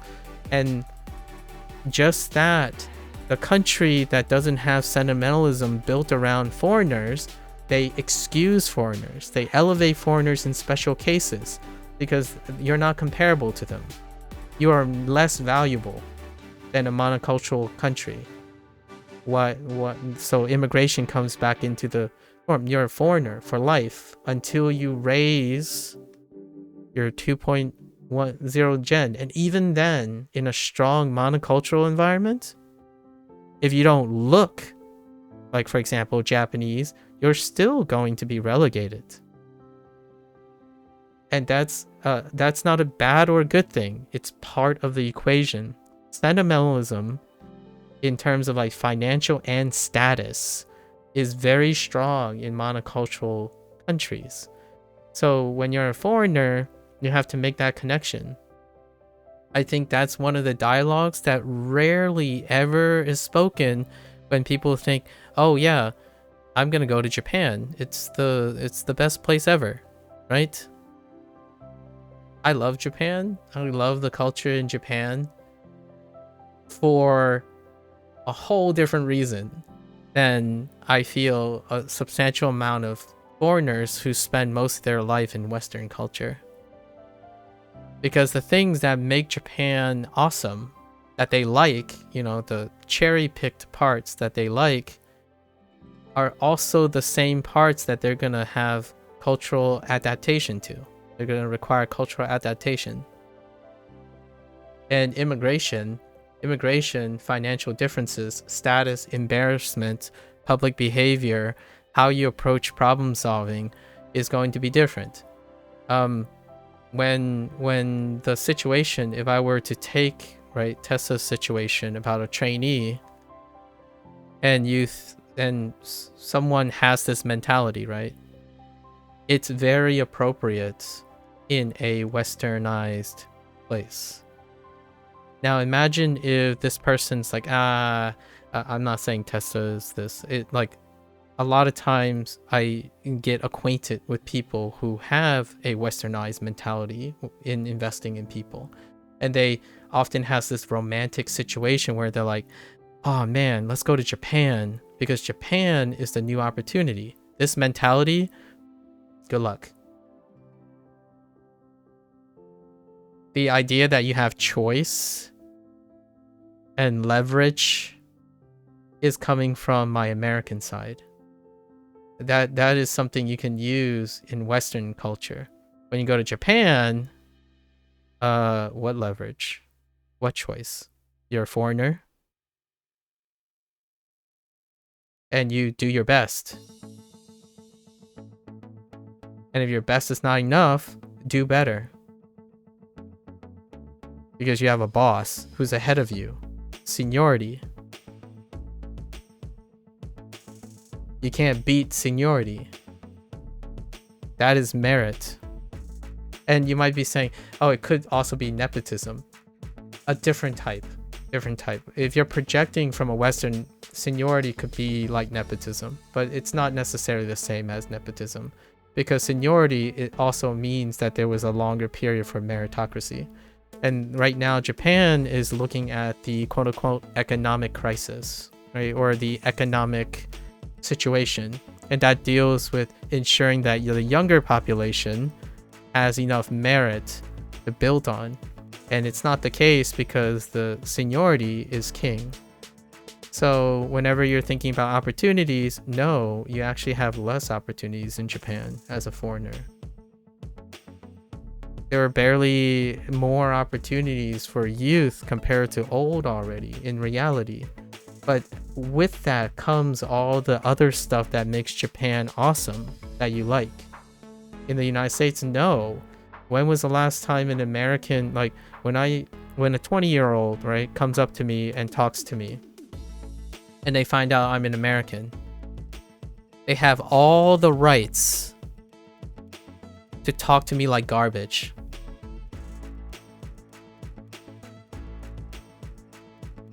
That is one of the trade-offs, because it's not necessarily based on merit. Merit also is attached to age. So who's likely to be wiser? The older person is likely to be wiser. What does this sound like? My Chinese values. Whenever I hear that someone is older than me, I immediately change my tone of voice. Because even if they're not Chinese or Japanese, because I believe in some semblance of merit. When someone lives a long time, they are wise beyond my age. And then someone's gonna say, but what if they're just lazy and unemployed and stuff? It's like, yes, this would be what happens when you're a Western person, and you know that this can happen more often. Is more likely in a country with opportunities that there are old people who have less opportunities than the younger counterparts or other younger things. It creates spuriousness.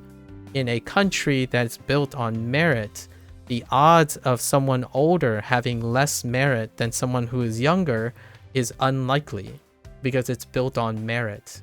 The harder you work, the longer you work, is insurmountable. So for better or for worse, when you're thinking about work ethic, I work like my parents like to work. However, I needed to learn how to seize opportunity when I have it. And I got lucky because as an immigrant, like as my parents, as a product of immigration, I thought merit was everything. And now I don't live a life of regret, because I can tell you when someone says, oh yeah, they worked really hard. They spent 8 hours editing this video and it should have got like millions of views. I spent 5,000 hours and I got less views than someone who spent 5 minutes editing. And I could care less. There's no way they spent 5,000 hours editing a 5-minute video. And you might be thinking, oh, that sounds kind of resentful or something. It's like, no, it's the reality. When you think merit is purely the reason for your success, then you would be unhappy what I just said. I'm not unhappy, because I know that I also need to understand, how do you convert that 5,000 hours into opportunities? Otherwise, you're waiting for luck to happen. And in China and Japan, stronger meritocracy builds consistency. So if it's consistent, then less and less luck happens. Less luck. But also less unluck. Right?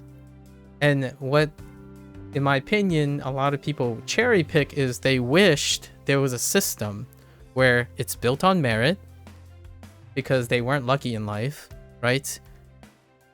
It was wished they built on merit so that it can be less unlucky, because they're focused on being unlucky as opposed to lucky, right? So if you're unlucky in life, you want meritocracy. Meritocracy creates a consistency in which less unlucky things happen, and then you can wait on luck.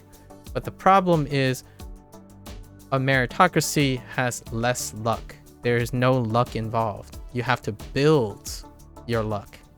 So instead, What people want is they want the luck of opportunities and the less unluck of meritocracy. So this is, in my opinion, often having the cake and eating it. So how do you go about it? You try to divide yourself up. Learn to see luck and opportunity, however much, it could be like this much. And then this could be like this much. And in the meantime, continue to work. Work on the thing. You consistently work so that less unlucky things happen to you. The more consistent you are, the more quote unquote, gambles. It sounds like a gamble because you're risking not getting anything back. This creates merit. Every time you fail is a notch on your belt. When you fail, it means you will fail less.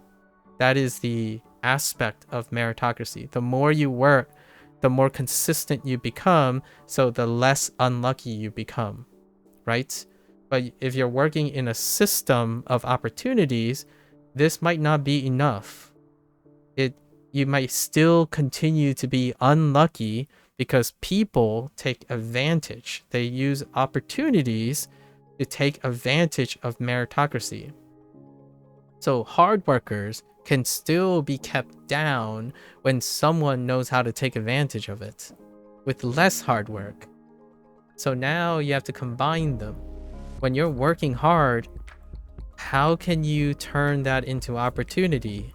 And then if luck happens, what are you doing that also capitalize on potential of that luck?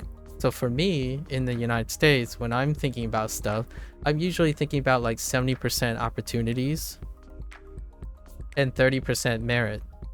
So what I'm doing now seems like a lot of hard work, right? A lot of people would say like, why are you streaming and sticking to a format that no one cares about? Like, you're not gonna get lucky that way. Like, no one cares about mental health and no one cares about cross-cultural, multicultural content. Who wants to hear someone who yaps about their life lessons, being raised multicultural all the time and then studying language? That's boring. It's not opportunistic. You're not capitalizing on trends. No one cares about this stuff. Until they care about this stuff, you shouldn't invest time in it. That's maximizing opportunity. It's very important to understand that. They are right if you're in a system that is built on opportunities. You go where the trends are. That's the increased opportunities. If you're a merit thing and you say you're hardworking and you believe in, like, if you work hard, you have good intentions and it leads to good things, then pray to be lucky. And now you go back and you can think about how this person thinks, right? What does this person think whenever they use hard work? They believe that if the other person doesn't work hard, they can't succeed, right? So a substantial amount of time when I talk to people, they wish both of the stuff were true. They work on their merits and hope that they get lucky. But if you're not working on seeing opportunities, then you rarely get lucky. Right? And when you get lucky, you have no idea how to build more luck because you haven't decided that that's important. You have wishful thinking and you're hoping that luck keeps landing on your footstep while you constantly pursue the thing that you believe is worthwhile. And I do this, by the way. In fact, I have enough opportunities, which I tend to say all the time. I'm absolutely grateful for all the lucky things that happen to me. Because now I have enough. I say this word often, or I use the word sufficient. I'm not a greedy person. I don't need more than what I have now, for the most part. So now I focus everything on merit. And what is merit? Making content despite anyone caring. And maybe one day I'll get lucky and people care about it. Occasionally, when I see opportunity, though, I'll turn this merit into opportunity. And that's the thing I described to you, Procall, in the private, in the DMs, right? I see opportunity because just so happens, coincidentally, there's opportunity. I talk about mental health because coincidentally, my teenage life's experience reflect the symptoms of the internet hustle culture. These are opportunities based on my merits. So when I talk about my old story life and stuff, that's a complete coincidence. I didn't build an image to take advantage of the opportunity. I've already had enough opportunities in my life, and I'm absolutely, again, 100% grateful for all the people in my life who gave me those windfalls and then taught me that you can create more windfalls along the way. But I was actually below average. Like, I sucked at seizing opportunities. Like, I still think I suck. So encouraging other people to seize opportunities, I don't have the answers for them. Like, I can't tell you, oh yeah, follow my 10-step rule for financial independence and then hope that 60 or 70% of the people exist. I suck at this. The thing I say that is true about the American dream, I suck at it. So my compensation, my excuse is I have enough. I don't want to keep doing it. Like, it doesn't feel good to me. I was raised in a Chinese household that is largely emphasizing merit. So the only thing that gives me satisfaction is how hard I work, not how lucky I get. If I get lucky, again, I feel really good. I love when people, like, if someone comes by and say like, oh yeah, I really like Procall. What you say is very humbling. I really, it's the flattery is like something that I even reject openly. Like, I would say like, well, you could have gotten it from anyone else, etc. So those compliments are really welcome. And not to deflate those comments, if they didn't exist at all, I will still continue to do this. Because I truly do believe in merit. With enough opportunities. So now the question is, whenever I see a 20-year-old, right, when I see someone in their 20s, where does the skill go? Where does the time go? And that's when I come to the conversation with Sui. Sui-san, the person I spoke to, who lives in the Philippines at a university, they are doing just this. They are trying things as fast as possible to see what works, what they can build their merits on. But they're also, while they're trying new things, they're looking at opportunities in the field, because computer science is very strongly opportunities versus merit. It's what you see as useful in the period it is. We're not talking about like medicine, which takes like hundreds of years to matriculate or something like that. So yes, the hustle culture, the way Sui appear are going at it, it's appropriate for the thing. If you were going to become a teacher or something, probably not this way, because you're not going to build merit or legacy. Which would you live on? Which would I rather live under? On whatever I can get.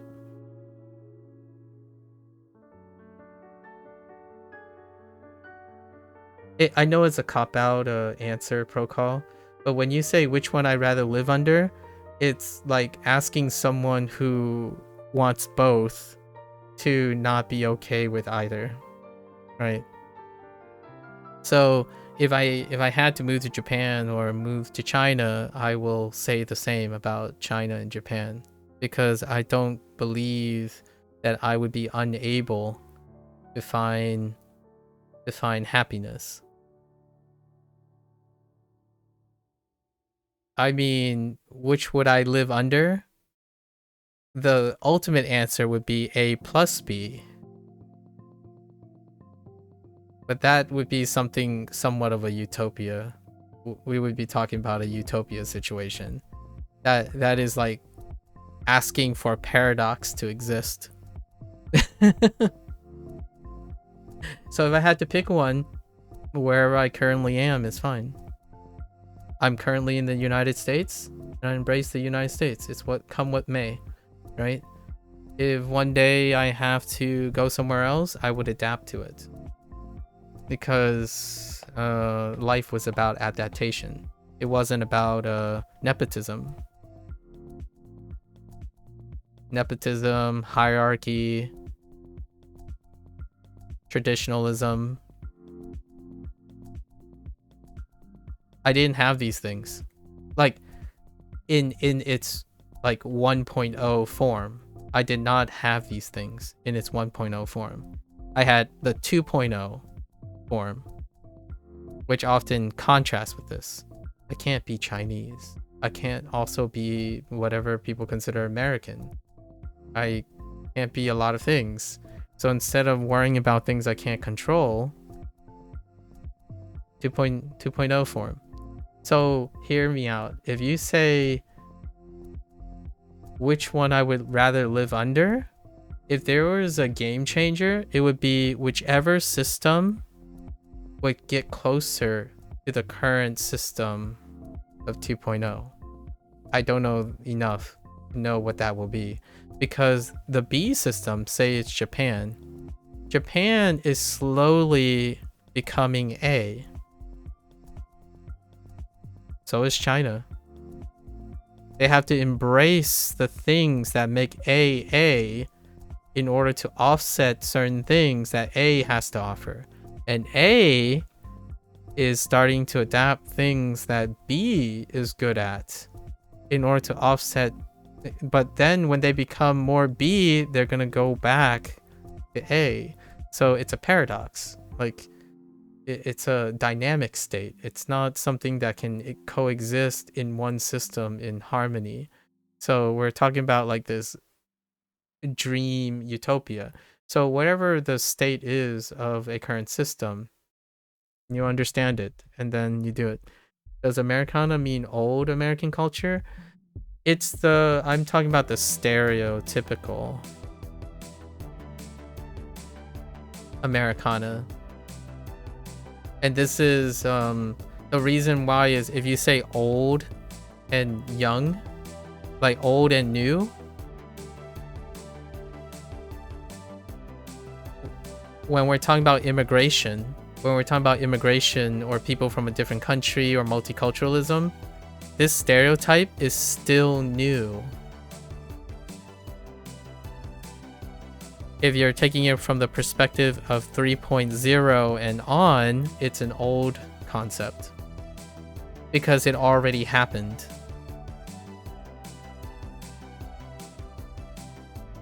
So this is very much still alive now, but it is for anyone who is looking for opportunities or need. I think the word here is need opportunities. This Americana culture, it still exists in those who need it. It's old when you don't need it anymore. But you want it, right? If you want it, it's still old because you don't need it. It's not ever present. Cue the taking for granted situation. Taking for granted. And to me, that's not specifically to America. That is the human condition. That's part of the human condition. When you have something for a very long time, or born into it, or have ignorance to it, it also means you don't need it anymore. And you might not even want it because you don't know what you want yet. That's human condition. That's what happens when complacency happens. Only when human condition dictates that you experience a need for something, then something old may become new. And for me, if anyone who's 1.1, 1.5, or 2.0, this Americana culture still exists. It's like yesterday. Danny Gonzalez and his brother, Jose, and his mother, that was only one generation ago. My parents, that was only one generation ago. It's new. It's still new today. However, it's new held by a minority. So if you're talking about like if it's old or new, it's technically old because from an American standpoint, the majority don't think of this anymore. The majority think of the American dream or the Americana culture as something that was in the past, like in the boomer age or even prior to the boomer age, maybe after World War II, or well before World War II, but after World War I, and then so on and so forth, right? Because time is linear. Time is linear for humans. So it's with respect to whatever the humans are, the legacy that humans leave. And this is still very much real. This is the immigration. It's tied to the immigration stereotype. Immigrants hope for new things, new opportunities. So wherever country you're from, people who are moving to Japan, even those who think it's old, that Americana spirit, the like American culture spirit, it's not solely American. It happens to be stereotypically American because in the last, like, I don't know, 500 years, one of the greatest immigration waves is the United States. In another 5 years, it could be Japan. In another 5 years, it could be China. It could be Australia. There was a great large migration in Australia and then New Zealand. So the Great Migration restores whatever the default majority image is, and then the internet makes it a trend. So it's still the Americana trend, even though Germany was serious. Fatitia's suggested watching a movie called Swimmers, right? Swimmers show Syria were the Americana vision in Germany. They migrated during the Syrian conflict, the Syrian war conflict, and they migrated, and their version of quote-unquote Americana, the stereotypical Americana dream, was in Germany. In that documentary, the dramatization documentary had a different thing, so it can take on a different name.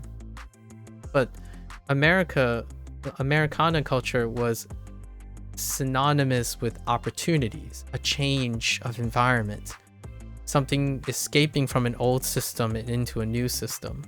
So if the United States stops being the center of immigration issues and all that, and some other country has an even bolder, more presence, then it would cease to be the stereotypical Americana culture, and it would be like whatever the other culture is.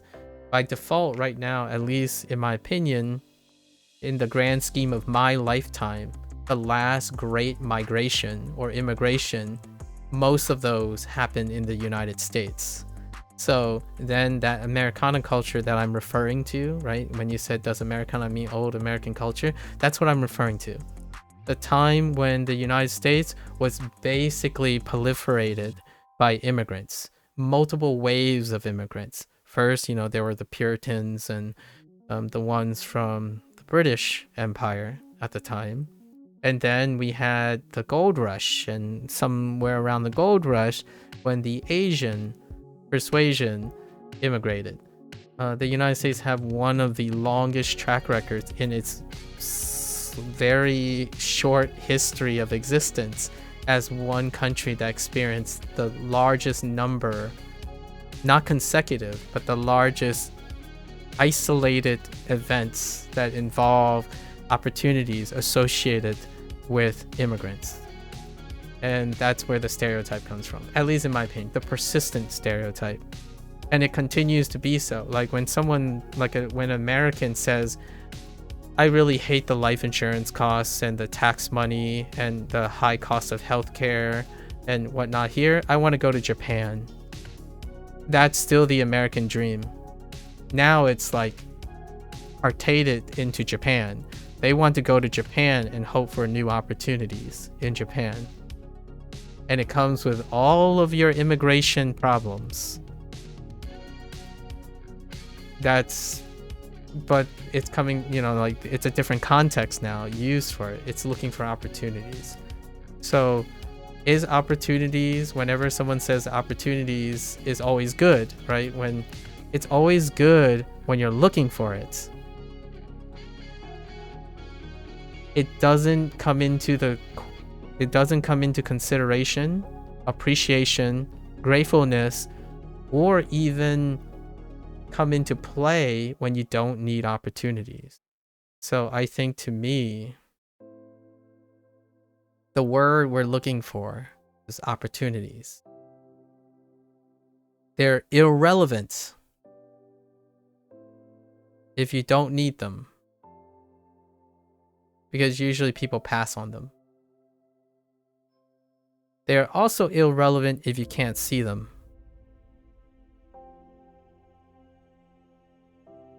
Right?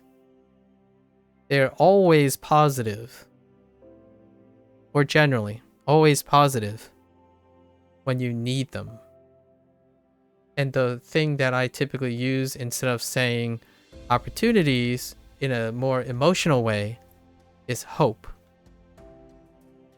Opportunity is seen as hope for those who need it. It is seen as bonus when it's irrelevant, like they don't need them. And when you can't see them, they don't exist. So it's moot. So for me, I live, at least in my opinion, I live significantly enough to want to need opportunity, hope for opportunity. And now I live in a fairly comfortable way where I don't need them. So instead of passing on them, I want to pass. The goal is I want to pass them to someone else. That, to me, is the difference between someone who lived a life that needs opportunity, succeeded, and understand what it takes to take advantage of opportunity, and then stay grateful to the idea that opportunity doesn't present itself and can be taken by people who need them all the time. Like, if you need them, it doesn't guarantee that they're going to happen if you can't see them, or someone doesn't pass it to you. So where does these hopeful people get their start? Back to opportunities. And what are opportunities? Windfalls. Luck.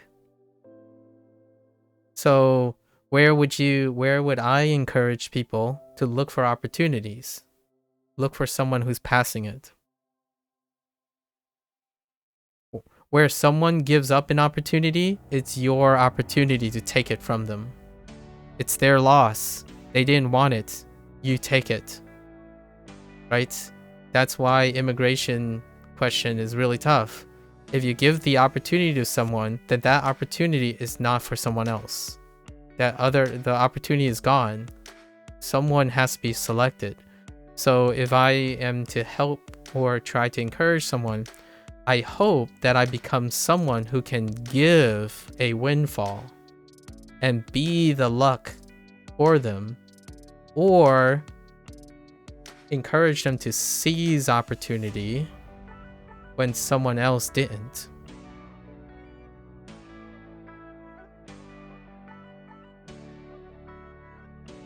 Opportunity indiscriminate. Your loss is someone else's gain. Merit is different. Merit is yourself. The more you do, you have control over your luck or your good stuff. The harder you work, the more you gain. It's present in both systems, but to a varying degree. If you want to grow by leaps and bounds, you're looking for opportunities, not merit. So when someone says something like, I believe in hard work, I believe if I work hard enough, I will create a demand for my craft. That is someone who, if successful, they had enough opportunities without looking for it in order to do that until the dream is recognized or whatever their passion is recognized. And sometimes it may never be recognized because they never got the opportunity to make it recognized. Right. So I believe in merit because if I work hard enough, eventually luck, I will run into luck in the form of an opportunity, and the rest is history. If you're someone who says, well, I need an opportunity in order to work hard, and then that increases my luck, the rest is history. I attack this first. In a discussion, I attack this. Because if I attack this, I ask myself, what can I do? Can I look with them? This is what I would do. I would look for someone. I would put one and one together. So if I find someone who's looking for another person and those people happen to be good together, I am the windfall. I am the one that brings the opportunity together. It's like, hey, look, you just said you wanted someone who can do these skills, who is starting up and have no cost. Why don't you guys work together? I've seen these. So what I can do is I can keep on networking.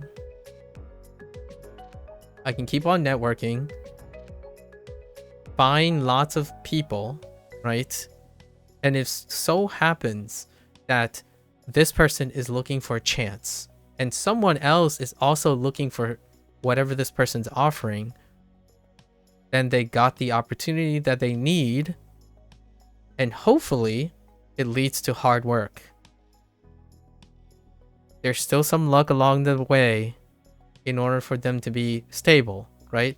And then that history goes back to offering opportunities for someone else. That is the model, in my opinion, of the current Americana culture.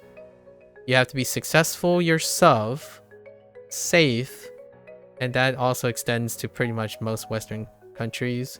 You have to be successful yourself, good enough, then you exercise philanthropy. And with that, it guarantees that the opportunity you're offering can realistically help a person work long enough, work hard enough to repeat the process. In a meritocracy, if you are born a hard worker, or if you're raised on values of hard work, opportunity will eventually find you. It will find you, not the other way around, right? You don't have to seek opportunity. It will find you, and the rest is history. I grew up with this idea. Is this the idea that I use all the time? Not now. But I got lucky. I was so lucky because I spent the first 30 quote unquote 30 years of my life thinking this was true, and I did get lucky.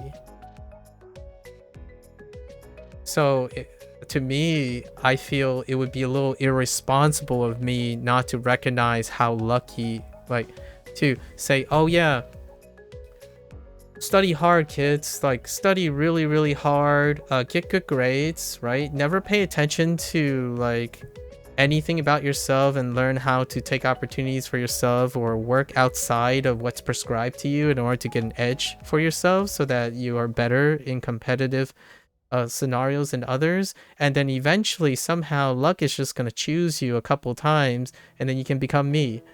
That's not true. I would be incredibly professionally and unprofessionally, even morally negligent if I told someone that you work really hard and somehow you're just going to get lucky all the time. Like, that's some sort of guarantee. It's not. In fact, I would go even further. Here's me. I maybe this is my attempt to flex my experience. If I worked less hard some part of my life and capitalize on opportunities, honestly, I probably ended up being a businessman.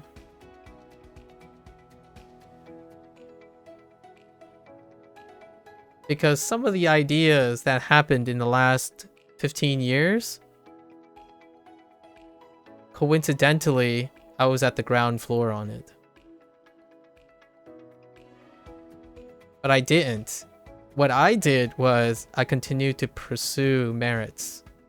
I pursued my science. I loved science. Science didn't give you money. We're talking about academia here. Science didn't give you money. No. It didn't give you money. In fact, nowadays, it doesn't even give you, like, respect. Or trust. It certainly doesn't give you wisdom, apparently. And it certainly doesn't make you knowledgeable about things. Whenever someone says, like, oh, that's cute, you have a PhD. Like, what do you have to show for it? It's like, well, I can't show you what I have to show for it. Because you wouldn't be here long enough to do that when you said that. Right? You don't get these things anymore. So the most pragmatic way of seeing opportunity was to become a businessman. File a couple of patents when I was younger. Right? Invest, diversify in something that now a lot of people talk about. There's quite a lot of things that no one ever asked. I think Procall, you're the closest thing. You're the closest person that have ever asked, in which didn't quite ask me directly, but like, how much did I know about AI, crypto, about live streaming, content creation when I was in my 20s? Because I knew a lot, like quite a lot. And those are all business opportunities. But my love for science was far greater. It was far greater because I believed in merit. I thought working in science, learning something that no one ever learns or could appreciate, I would not live long enough to ever appreciate it myself, because science typically only maturates outside the lifetime of a scientist. Most scientific discoveries nowadays barely get recognized in 200 or 300 years. They might even be entirely written and inundated. That's the pursuit that I had. So whenever someone comes up to me and say they understand their drive and their motivation at the age of 20 about what merit is, I got you. I actually think the way you're thinking might not be as merit inducing as you might think, and you're looking for opportunities, right? So let's do a little bit of like future guessing for myself, right? We're gonna use content creation. Content creation is a very topical. It's very topical right now. When you ask yourself, or I ask myself every day, if I look back on this 10 years down the line, if I look back on this video about what I'm saying about, you know, immigration, multiculturalism, learning a language, would I see opportunists? Or a merit seeker? I want to answer this question every month because for me, this is my only intent for content creation. And I will not ever compromise on being viewed as an opportunist. That doesn't mean other people cannot be opportunist. I am done, at least for now.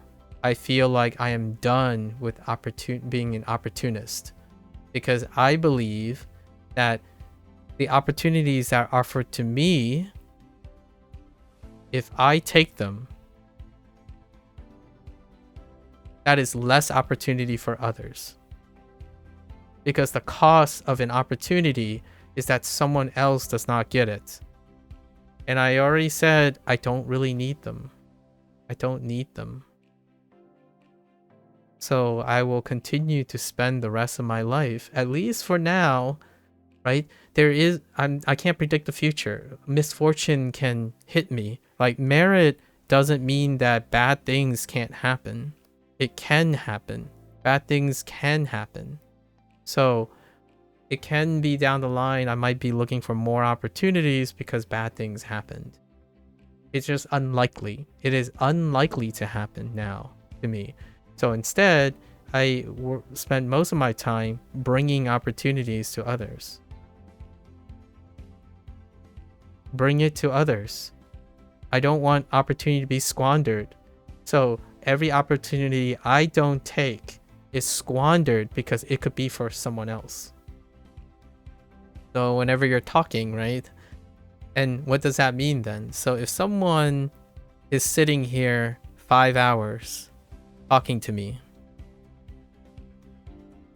we got to use that time, man. Or if they're willing to, right? If they're willingly doing so, we got to infuse some value into this.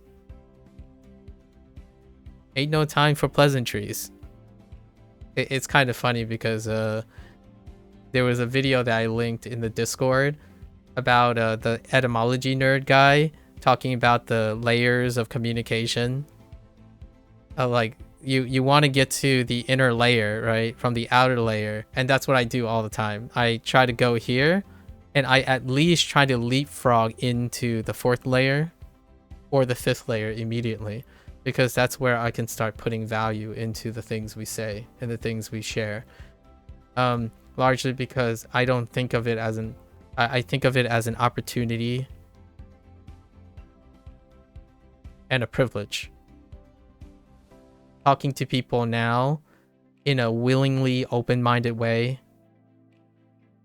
I know this sounds so weird right now, but in the state of the internet, I do honestly believe that talking to someone with an open mind is now a chance.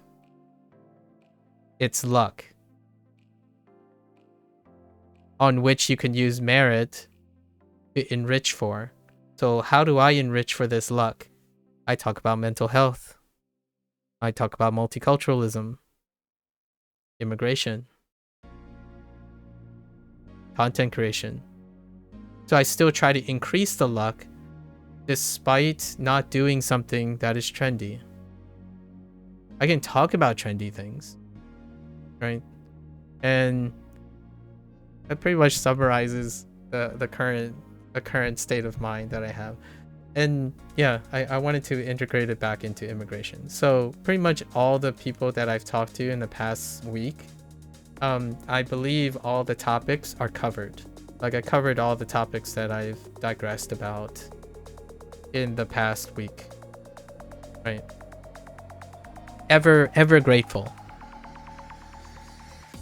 I just don't need any more opportunities. But if opportunities show up, I take them.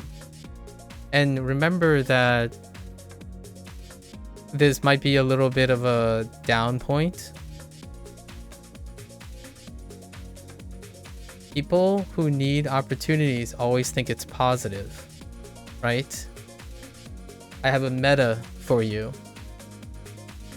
When it's not true, the reality for someone who needs it is always positive is because they're wishful. The reality is when you get it, it can end up being negative, right? There's a meta to this. For me, if I meet someone, the opportunity is always positive. Because if it is negative, I learn something. And it builds merit. And merit is always positive. So, in a way, you can not be wishful. I am not wishful. I believe in merit. So when I see an opportunity and I seize it, it doesn't matter if it's positive or negative, because I'll learn something from it and it will make it always positive to me.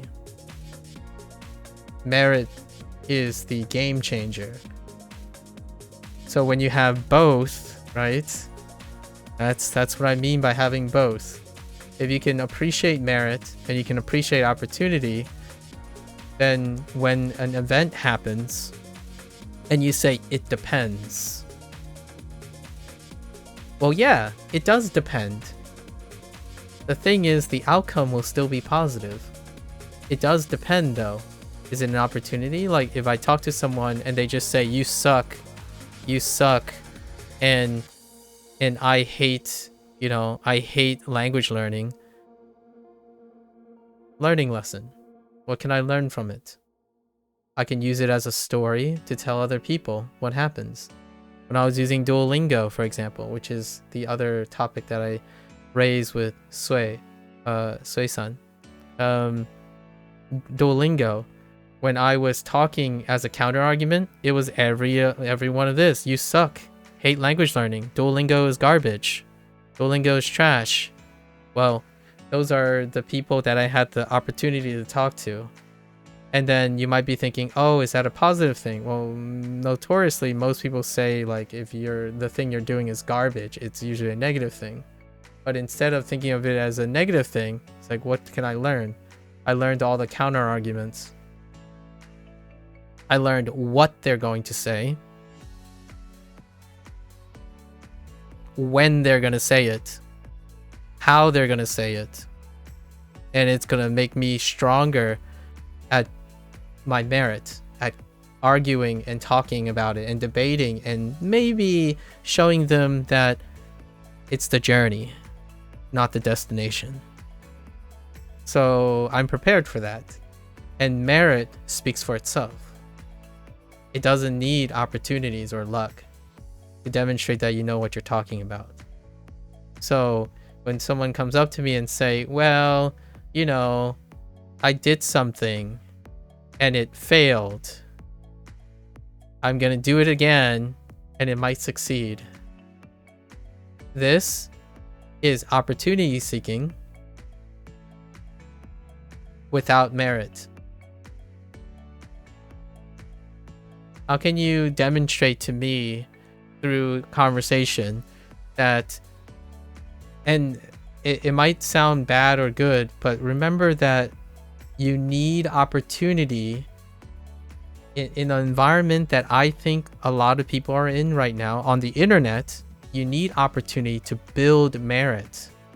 So obviously a person is going to sound like they're waiting for opportunities, because oftentimes opportunity is the reason they can build the appreciation for merit. If you don't have the opportunity to work hard, you never really get the chance to see what working hard can build.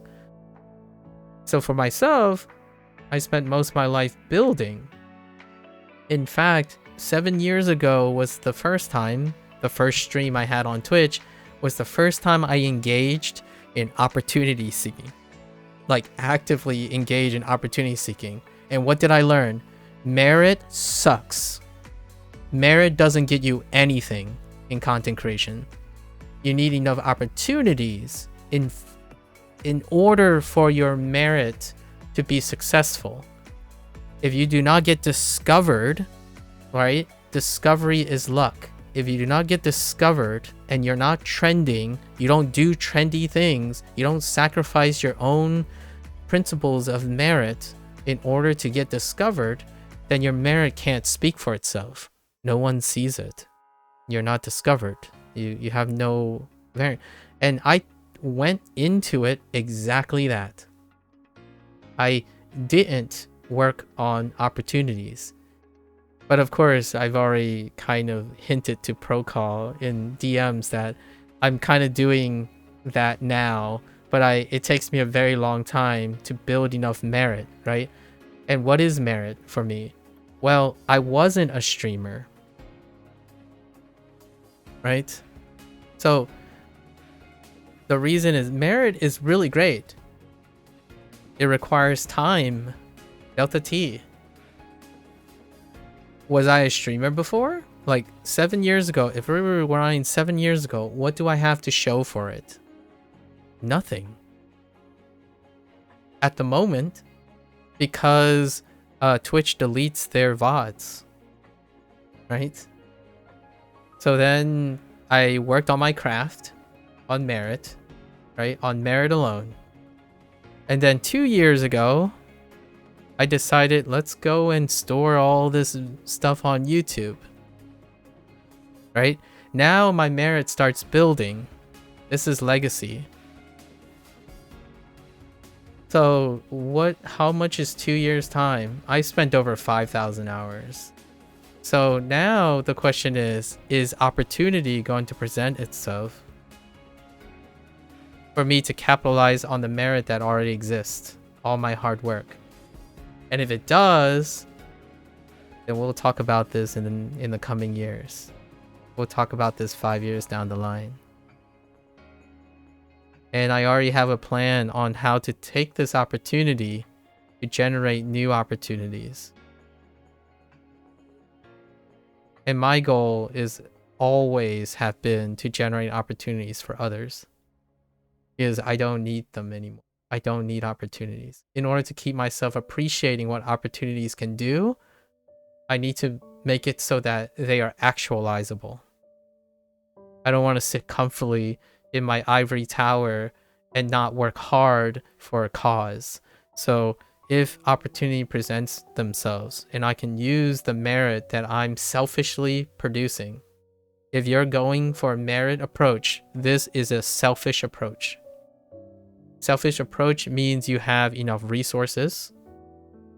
You don't rely on anybody else. You don't care about subs. You don't care about viewers because you are sufficient. You can keep on doing the thing you want to do for the rest of your life and you're not reliant on any of these things. You've gotten all of them. Then yes, you can take the merit approach. You can think that if you work really hard, eventually someone will notice and they will love you for it. That's pretty naive and romantic, and it will happen to like 1% of people. You get lucky, right? Alternatively, if I see opportunity present itself, I'm going to use everything I've built. So every single day, this digression is part of the plan. The more I speak about this, the better I get at this. One day, if an opportunity presents itself, it's all going to be paid off, right? That's the luck. It's the 1% luck. I'm looking for it because I'm not creating it. I didn't create the tool. I'm not sitting here saying, in 6 months, I'm going to introduce a tool that I've been working on and it's going to change the landscape. That's not what I'm doing. I'm waiting for someone else to create a tool, have it accessible to me, and capitalize on it, right? So I am preparing myself to take opportunities. I'm not making opportunities. But that's different when you're talking about business. Someone who needs an opportunity needs to also know how to make opportunities, because the moment that opportunity appears, they need to seize it. and then learn how to do the rest. So right now, I think most people are in need of an opportunity, much like the immigrants, the 1.5 gen, the people who moved to Japan thinking that Japan is the golden their golden chapter of their life, being in, you know, in anime central and being an English teacher in Japan. Those are the people who need opportunities, right? They're looking for opportunities, and the moment they get it, oftentimes it can lead to merit because they are given enough time to understand and appreciate hard work. The individuals who may not relate to this are individuals who may have started with hard work and it's been a very long time since they've hard worked, or their parents and stuff did all the merit for them and I'm not saying people are bad or good because of the nature of what they're born into. It's that they have the capacity to appreciate all of these things, provided that they actually experience these things. And for myself, mine was on merit and merit alone. And I got wicked lucky. I got so lucky. And there are some people like my friends and some of my mentors that said, no, it's not just luck. Like, you worked hard, right? And therefore that's why you got lucky. And I'm like, I can kind of appreciate that. And then I also get criticized all the time. It's like, well, no, you're selling yourself short. And I get it. It's the imposter syndrome situation. It's like, that's fine because luck changed it. Or I'm being a little pedantic, but luck changed that. Despite having someone who has low self-worth most of my life, to this day, when, you know, like someone comes by and tells me, oh, you don't know anything about Duolingo, or you don't know anything about WaniKani, I still approach it the same way. It's like, okay, if I don't know anything about Duolingo and WaniKani and how they work, please explain it to me. I'm usually the person who prefers to be underestimated. I barely can operate when someone overestimates me. Like this is true terror. So when someone oversells me to something else, I have something to work up to. And that is scary, but it can also be seen as a form of encouragement, right? I would try to take it as a form of encouragement, but generally speaking, this is negligible. This is negligent. I do not want people to oversell me. I don't mind being undersold because that means that I have things I can do. I have control over being able to rectify that. I can't rectify something that I don't have the skills for. So this used to be my strongest criticism, and it has now kind of become my strength in a way that I don't see this as a negative thing.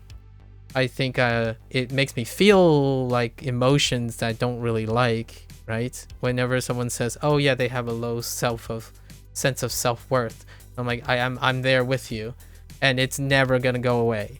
At least if you're in my body and you think of like me, that person that keeps telling you that you're not good enough, what happens if you're not good enough, that is my fuel for continuously trying to pressure myself to be better. At the same time, that feeling is not going to go away. Whenever I start, like when I start a stream, it's like, what if I say the wrong thing? And even not having an audience, I get crucified by Reddit and stuff. It's like, yeah, that's in my brain right now.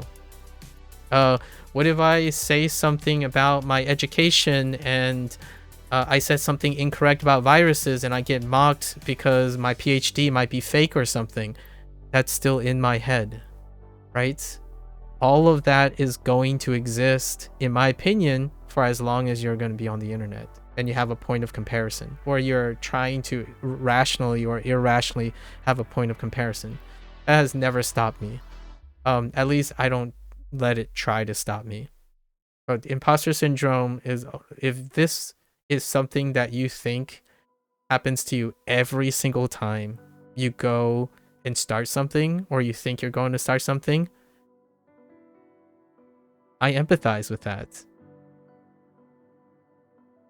And I want that other person to know that it is possible to get to a position where you still feel that every single time, and it only reminds you of how much you can do. And now we're to the present day, right? Because when you're growing up and you look different, you behave different. Imagine getting good grades as behaving differently. Right? All these things, when I was growing up, means that I'm set up for failure. Getting good grades set up for failure? Yeah, because bullies exist. Racism exists. Discrimination exists. Personal self-vices, not belonging. Having no friends. Literally having no friends. It's not that someone wants to be friends. There wasn't anyone who wanted to be friends. Yeah, I didn't get the opportunity for that, right? But it's not a competition. The idea is I understood this. And we continue to look towards success despite all the failures. And it's life story right there. Very, very quick, reductive life story, but can't tell you if this helps anyone or not. I don't raise all the bad things. This is giving too much attention to bad things. Right? Because what this will do is then if I share all these stories all at once to someone who's already in need of opportunities, that creates that competition, right? Competition of misery. You think of, oh well, if MAKU has these problems, then I should feel guilty that I have more and still work less. I don't like that. So we don't bring this stuff up too often. We don't give power or agency to this. If I ever bring up bullies, racism, discrimination, and immigration, I usually try to bend it towards something proactive. Something that you can control. You can't control bullies, racism, discrimination. Especially when you're born into it. So we're not gonna give these things agency, right? And then that whole like need opportunities, creating guilt. You don't have to be guilty for needing or wanting opportunity. That's human. That's being human. That whole like guilt involved in having opportunities already, that's kind of, in my opinion, a bit asinine for those who have too much opportunity. Right. So that's probably where I would end this digression. But really, really interesting questions. It definitely involves all of the above. And then I try to tie in a bunch of things that Tessa and Sue that I talked to like on here, right, in the last week. To give you an idea, Procol, of all the topics that were discussed today. Or this week anyways. This week has been really wonderful. I'll let you guys know in my future self, you know, maybe 2 years down the line, we'll probably revisit. Who am I kidding? We're probably going to revisit it next month or in the next follow months. We're going to revisit this topic when the platform changes, when things change in the future. I've teased this a bunch of times about future projects. Like, Rokal asked me about like what kind of boss, like what kind of employer would I be? I've shared a lot of my thoughts about these, and I believe my vision is very clear. Life has given me a lot of wonderful things. I feel like I'm very lucky. But honestly, that doesn't bring me much joy anymore. The true joy is how many other people can I like offer opportunities to before I die, right? Before my time on this planet is over. That is the goal now. Maybe even a little one. It's soon TM, right? Like there's still a chance to have a little one. Maybe I'll somehow find the balance between being a father and all of this. But yeah, future is exciting. At least I like to hope that if there's anything from all this digression, is that maybe if we talked, the future is slightly brighter than everything else around your life that might be making it less and less bright, right? All right, let's get back to our lesson. In fact, after that digression, I kind of need to take a bathroom break, so I'll be back. Give me a break. Give me a couple minutes.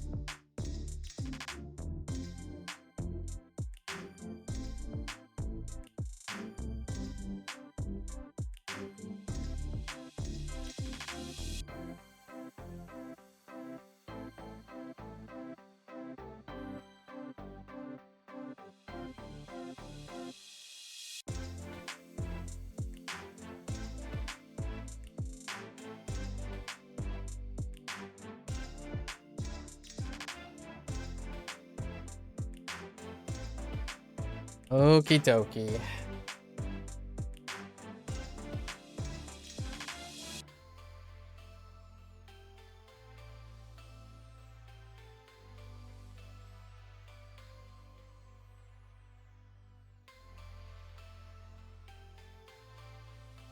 Sorry, I'm kind of smirking and smiling because it often feels nice to practice trying to be encouraging, right? I don't know if other people get this sensation or not, but anytime I have the opportunity to sound remotely encouraging or having like an overall message, it seems like maybe there's a chance that type of messaging reaches one or two people in the future or currently. Maybe I'll reflect on how much reach it has in the future.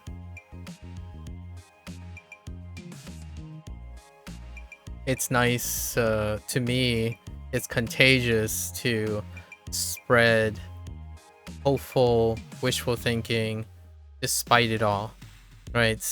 someone could come back, a cynic could come back at me and say, well, what if you encourage someone to do it and then they failed, and then when they failed they blame you? It's like, I'm willing to take that risk, because if they didn't do anything, it was gonna guarantee their failure. So I prefer to be responsible for trying than not trying at all. It's probably my response. And I guess I wouldn't be long for this world if I kept waiting for people to not be encouraged, right? To be discouraged from doing anything. I don't want people to wait. I mean, then I wouldn't even live long enough to see them succeed or fail and then get up and succeed, right? I don't have that much time. I don't expect myself to live that long.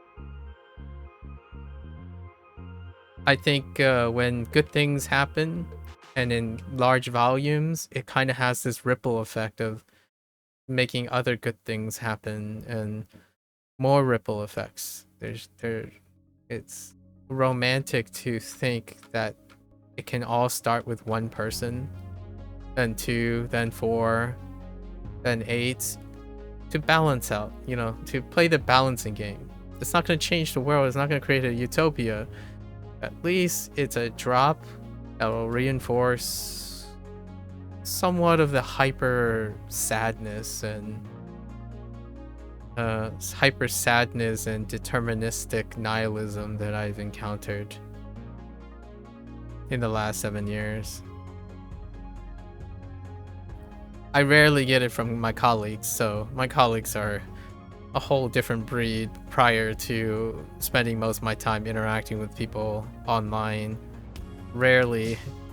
In fact, they dwarf me in ambition and aspiration. The irony here is, I think most of my life I was the pessimistic, cynical person, like, relatively speaking. Like, if it sounds like the last 2 or 3 hours of my digression, or 2 hours of my digression, was very positive sounding, or maybe like positively spun, like a realistic, I was the pessimist when I was younger. Most of my colleagues were far more ambitious than I was. Ambition, great things, big things, they built things. Each and every day they somehow muster far more like results than I do. They see more opportunities, they create more opportunities than I do. I felt like they are more creative than I am.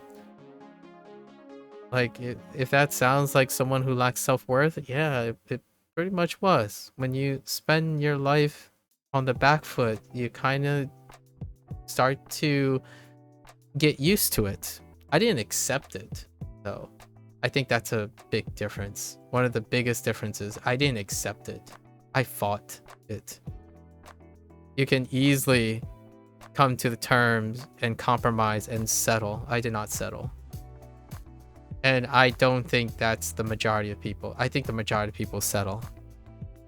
I did not, because of what my parents represented.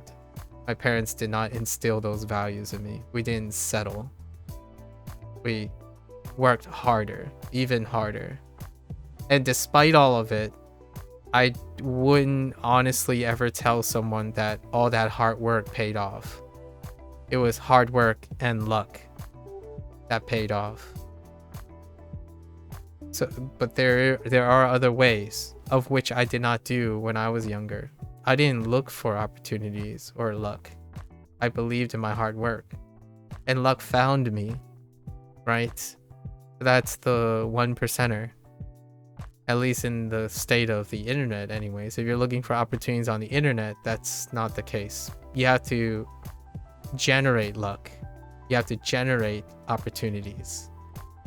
Rarely do opportunities find you, especially in the internet. I was competing among like maybe tens of thousands of people, and then I was competing based on like thousands of people. You're competing with millions of people.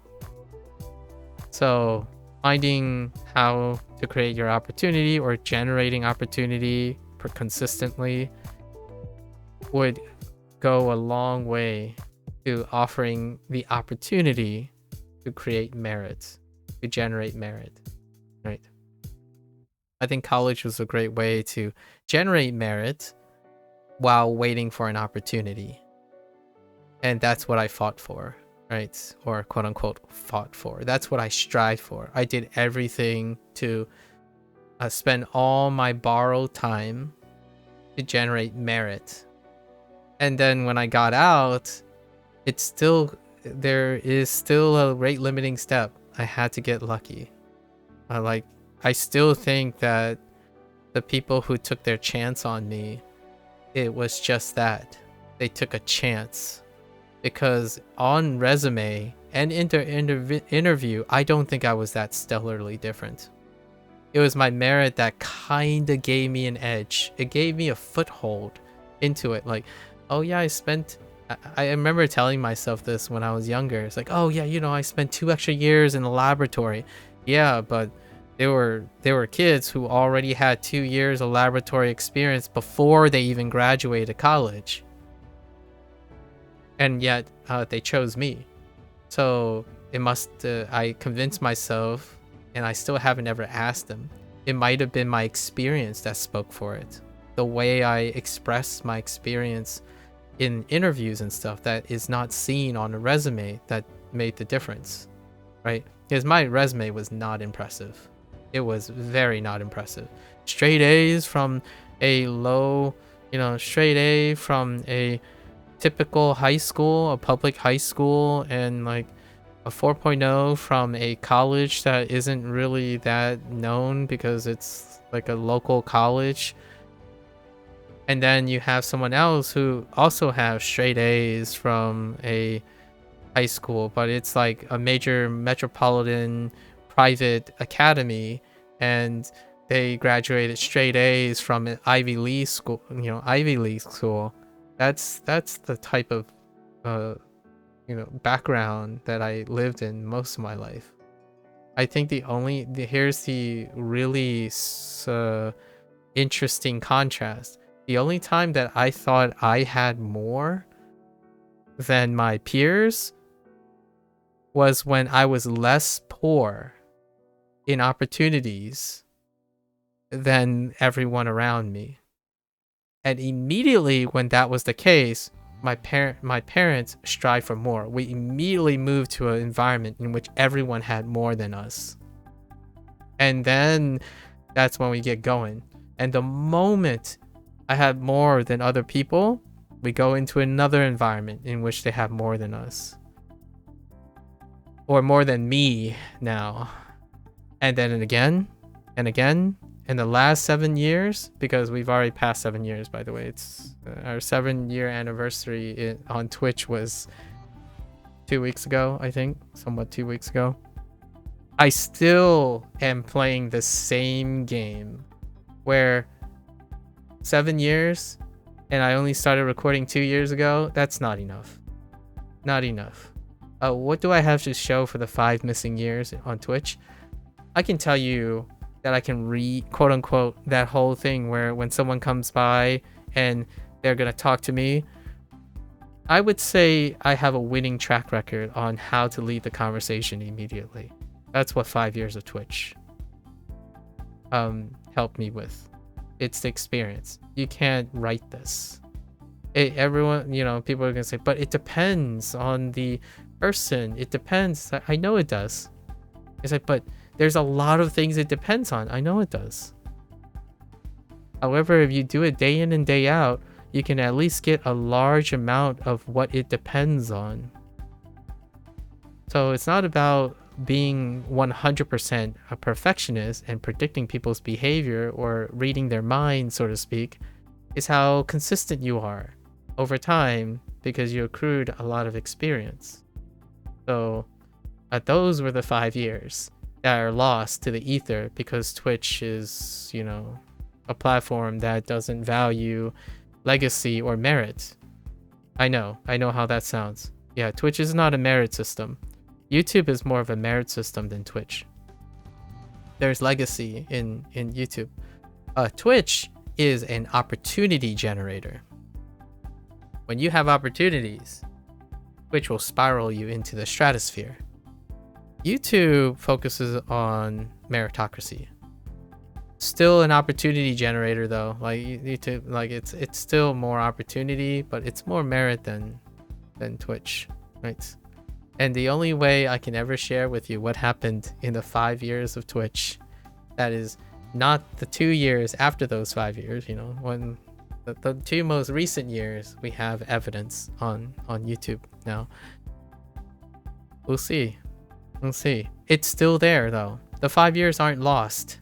In the 2 years of recorded content, if it doesn't seem like if I fail to convey that I've been streaming for quite some time, a very long time, and it's not apparent in the way I talk and handle what I say about, you know, politics, religion, playing video games, talking to people about social anxiety and mental health, I like to think that I've done at least a reasonable job to demonstrate that, yeah, I've been talking to the random stranger, 1 or 2 people every month for the last 7 years.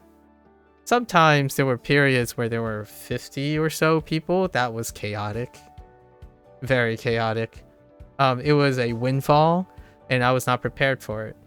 It's a windfall that's not natural, right? So it happened, it went and came and gone, you know, when there were hundreds of people. It came and gone, largely because it was a windfall that didn't represent what I earned through merit. So I was unprepared for it. And then when I had that opportunity, I decided that was an image situation. Yeah. And no one will ever know. Actually, there are a couple of people still around me that know that period when there was a time to go viral. And I realized that all the reasons that occurred was something that I cannot see being happy to represent. It was like it was more so a marketing stunt than anything else, which I just happened to be cross paths with. So I'm genuinely curious. There is one person that still knows all of that. The one person that's around that's been the longest that knows this happened. Actually, 3 people. 3 people know this. Maybe I'll share that story in the future. 江戸 Back to work.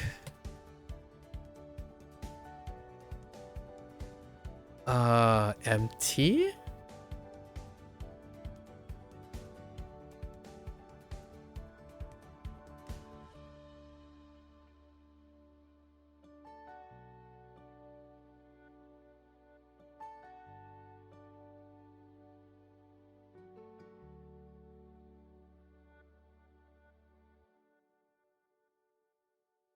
How do I empty?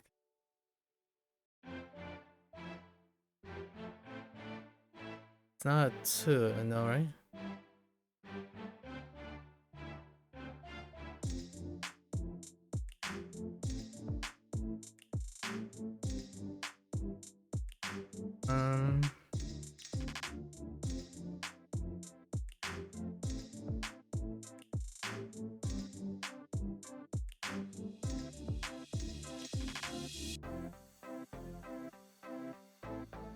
We're gonna skip this. I don't remember. Okay. At the moment.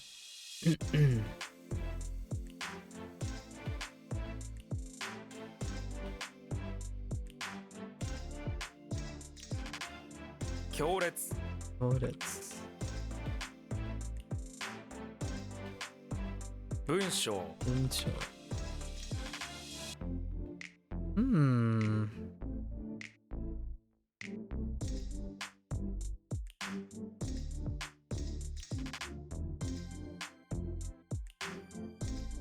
Yoru.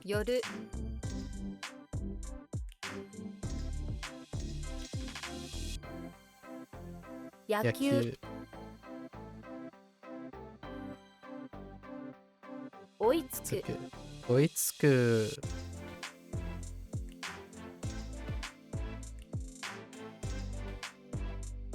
宗派宗派。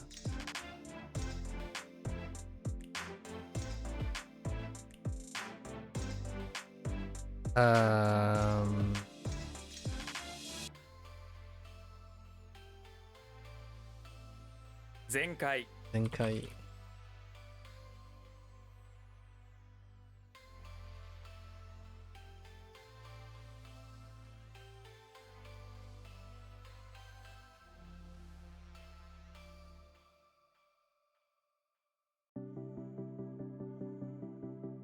Heck! Oh wait, that was a typo. What?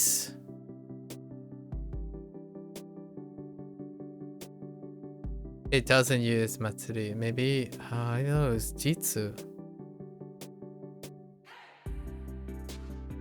Setsujitsu? No.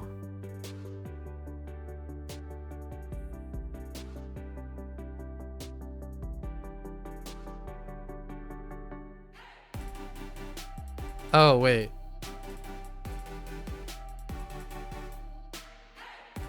No, Saijitsu? No, that's not right. Oh no, wait, maybe it is actually. 祭日 Saijitsu. Or I guess like a festival day. Okay. 最悪。最悪。悪人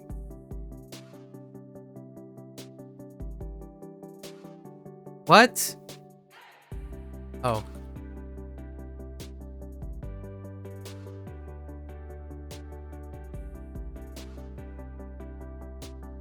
Susumeru. Susumeru. 一人娘。一人娘。一人娘。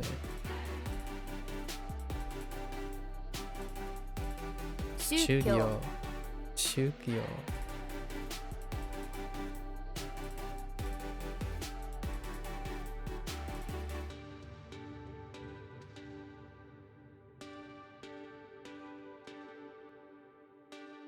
略図。略図。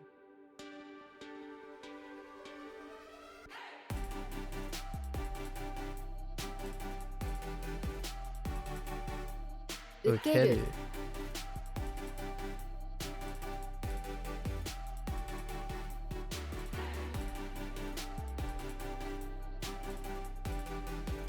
Okay. That was a little concerning. 省略省略。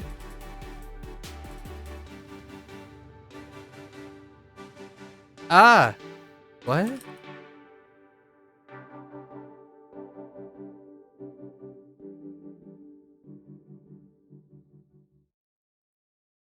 Oh. 添付添付。添付。Heck, that's an attachment. 熱烈。熱烈。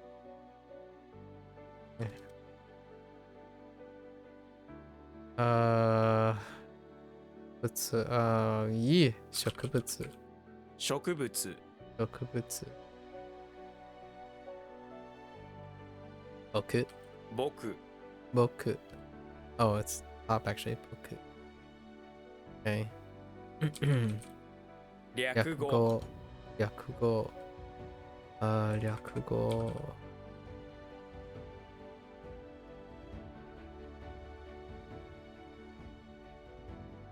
ひねる。ひねる。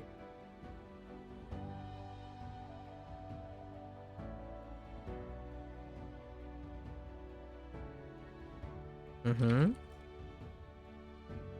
Mm-hmm. Dang it. Eh? Oh no. Ode.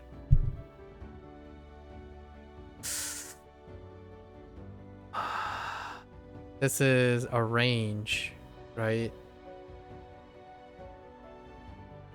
Ah, range.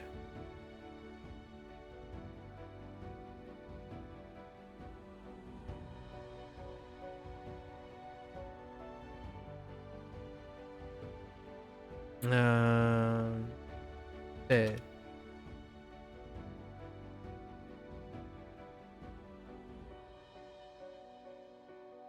第一 第一. Okay. No. 오야유비? 네? Heck. That was a typo. 親指 오야유비.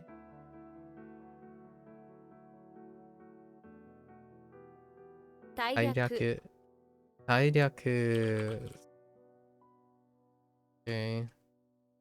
Mina? Or Mina? Oh, heck.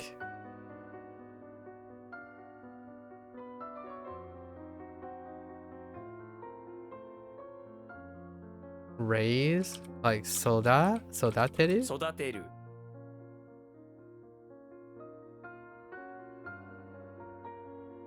Okay. Okay. Hanareru. 離れる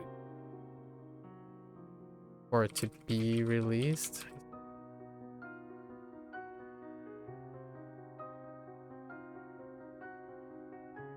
全集 Denshu. Okay. も Oh.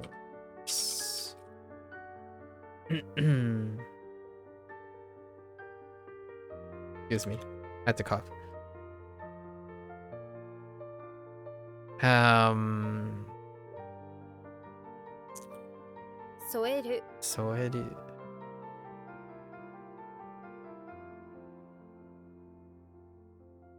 街道 Idol.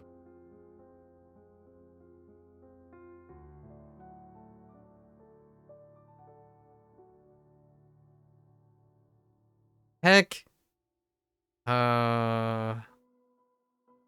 Oh, this. Unagasu. 促す This one's rough. Unagasu is rough. Send help.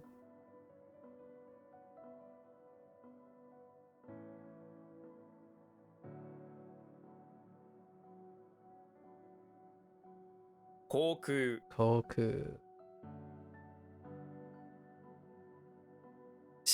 On. 3倍. 3倍英雄 Tadadau. Ah! No. Tada. No. Yeah, tata. Oh no.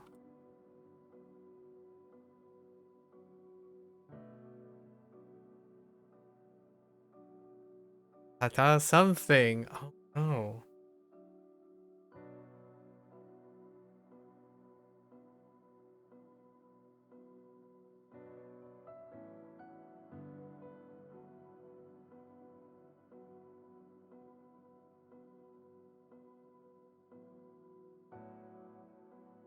I'm missing the third syllable.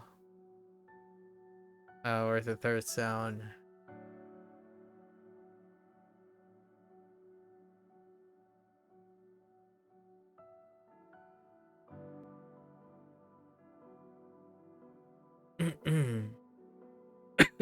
Excuse me.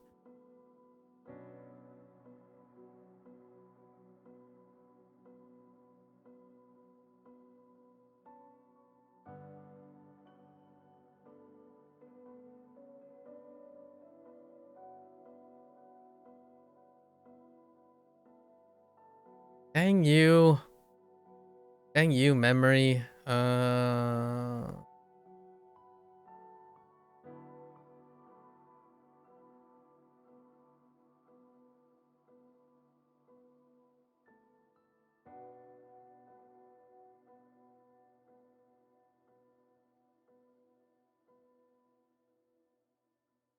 don't know what you are. Does it sound right? Oh, it's nah. Not. I don't remember what it looks like.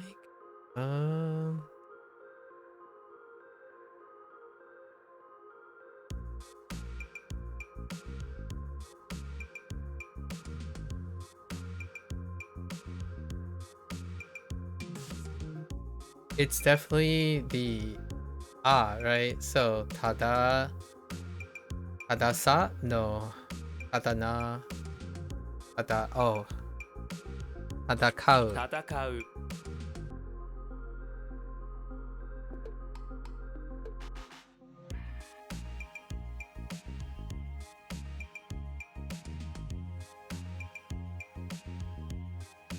Wait. Tsukare. 疲れ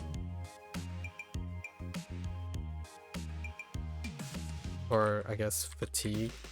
Or okay.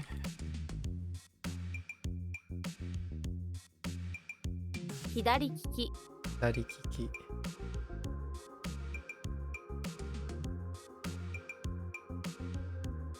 申請 Shinsei.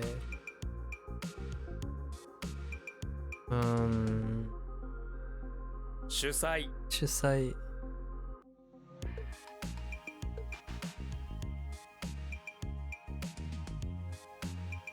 Oh, this one is utage. 宴 A little bit weird one for ya. 旅行 Yoko. What? Just travel. Himete? Oh no, wait. Oh no. What is first?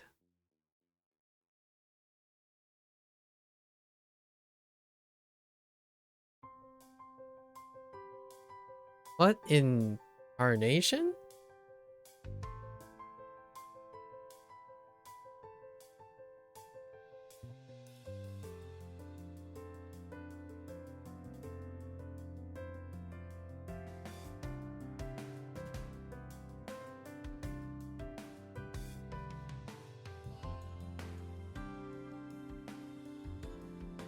That's like for no.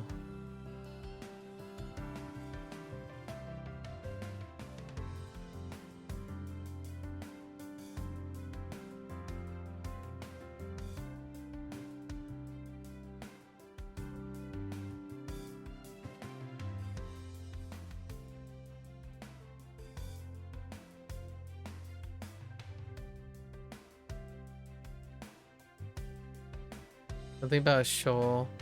Eh. Hmm.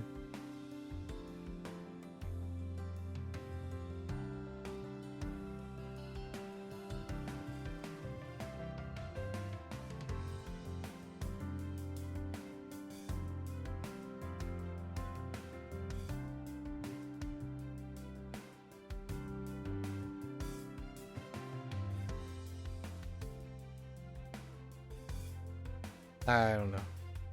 Fuck.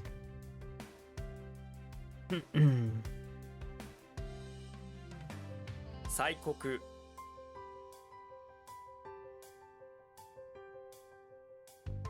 Okay. Daikai or Taikai? Taikai says. 大会 Ooh.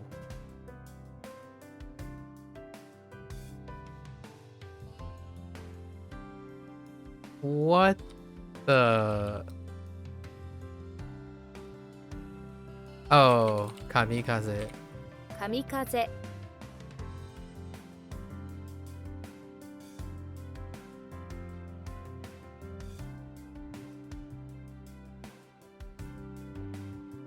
Taiki?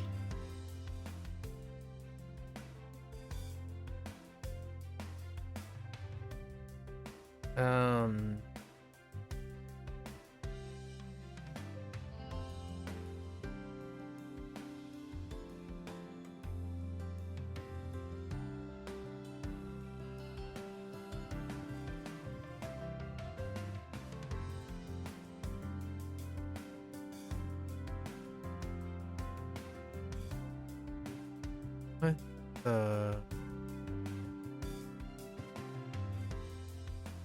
Or is it? No. Yes. No, wait. Oh, no. We're skipping this. I don't remember at the moment. 創作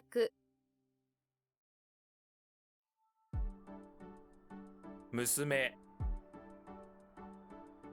Whoops. Oyubi. Whoops. 小指 Oyubi. 京 Kyoto. 都 Scoot. つく Oh, no, wait. That's to arrive. I think I need to write something for this. 2 hours? Ooh. Actually kind of nice. Okay. And then that's what? Kan? Oh no, it's Chaku. For where? Oh, Chaku is weak too.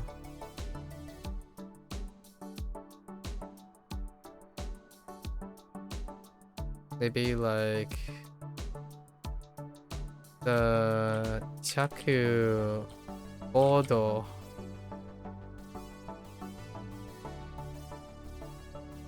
Two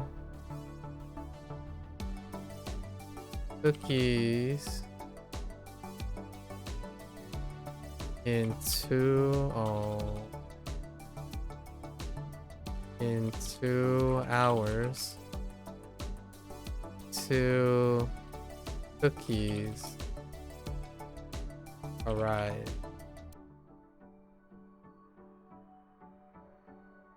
I guess we'll see. I feel like that's gonna become a problem. It was fine this time, but whoops. What?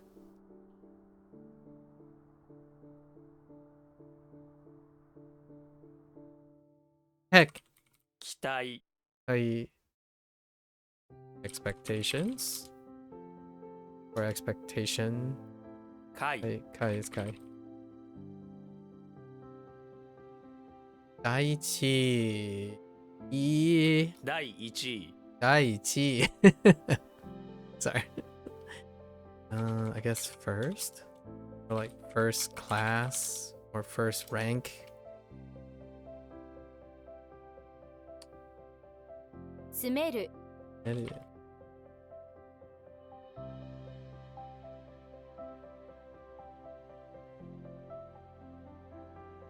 Heck. 催促 Saisoku.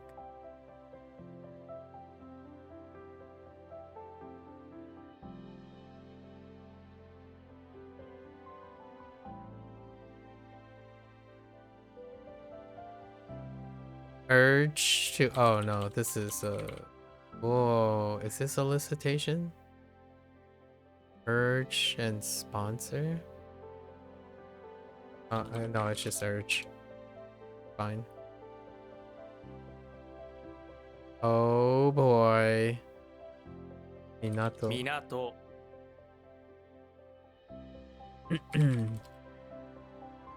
入江 Idiot.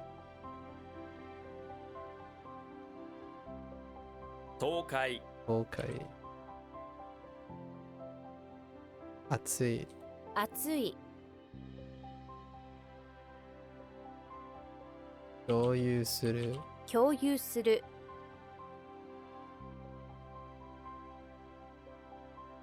後方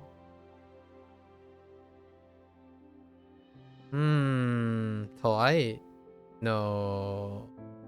Yes? Oh, no, Togo. Wait.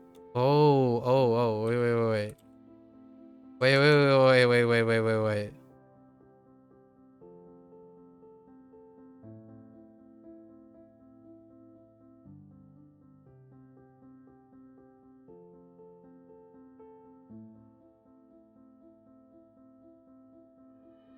Okay, the right one is definitely goal.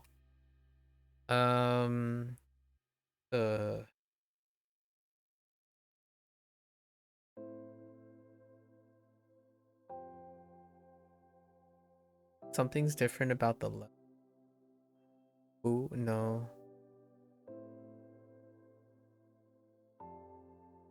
At least I think.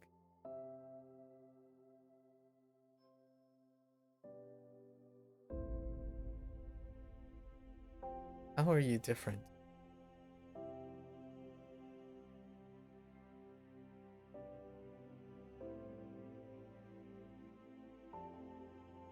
Tsu? 都合 Let's go. Which is like the urban area or something? Or just the city? What?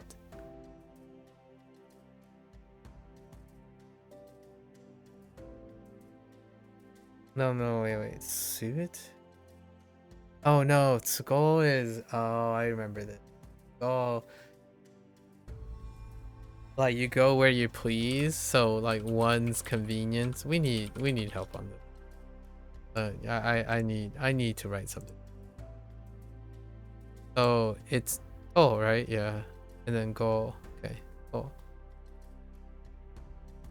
Okay, two.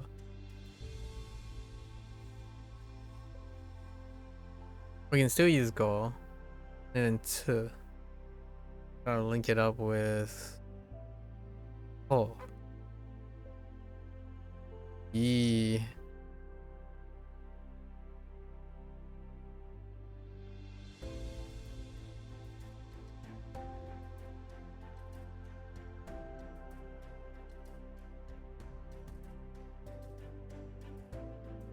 Someone at your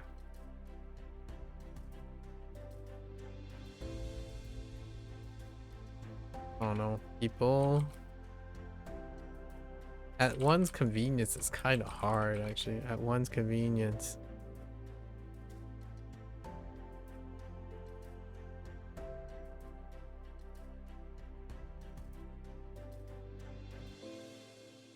Oh no, wait, we can use Koichi or just use go. Oh, at his convenience.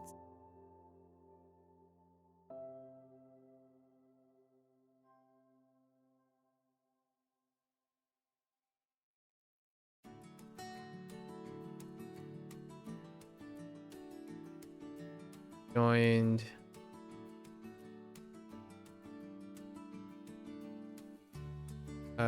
to Metropolis is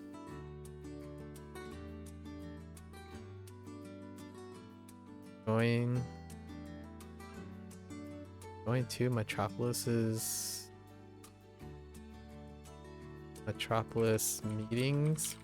I don't know. Oh no, I think this is kind of cursed.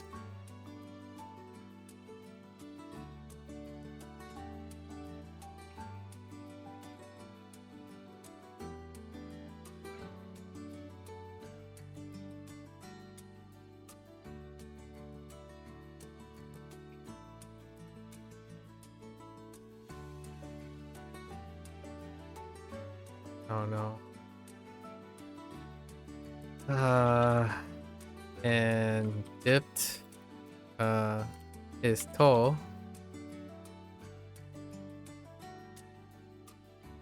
in politics.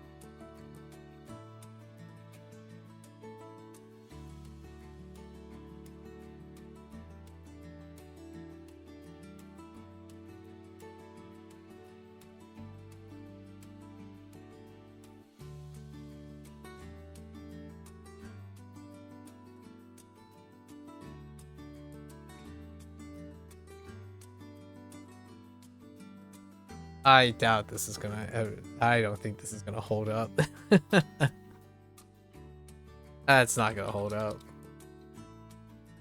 I don't even know when the next time that's gonna come around. Oh wait, I think that's a burn item. So it's whenever we hit our burnout day again. If it will ever happen. That's a big if. 検索 Kinsa. Let's just look up.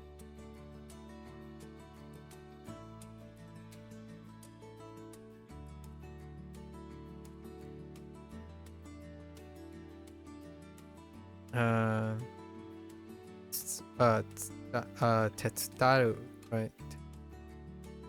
Tetsudaru. 手伝う Oh. Okay.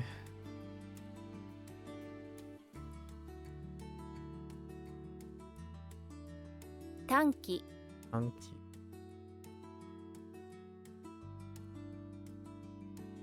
略す Yaksu.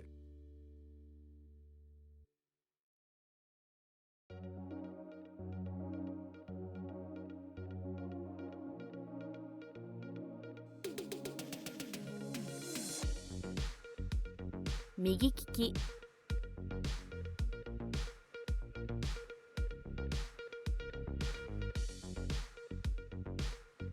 What in the world?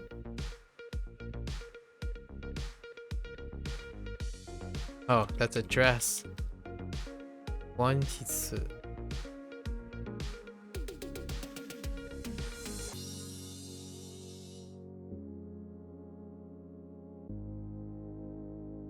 Kiyo Iyo.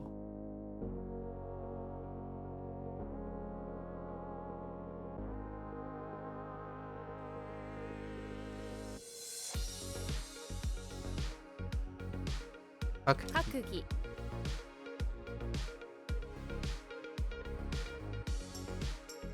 のように Oops. I type similarly neat. Similarly too. Okay. 商店街 Shotengai.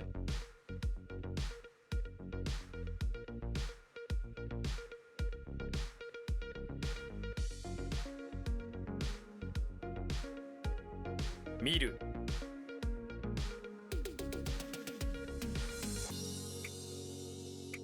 恐ろしい Osoroshi.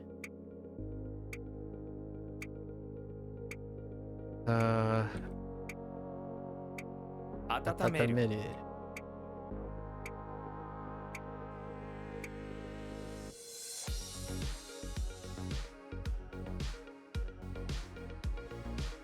都会 Hokai.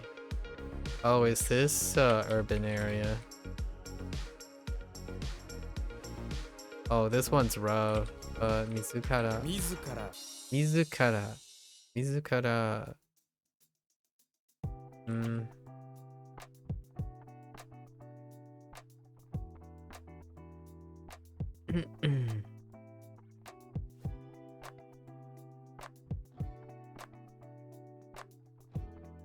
Kyofu 恐怖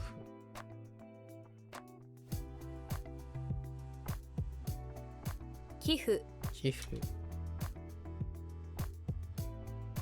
勉強勉強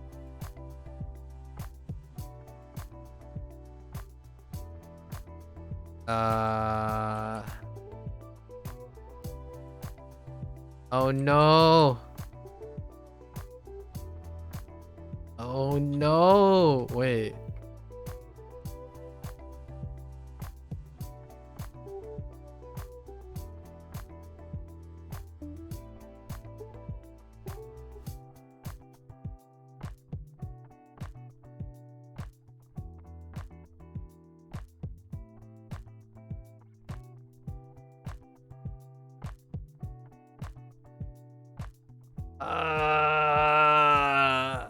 Oh no, the name.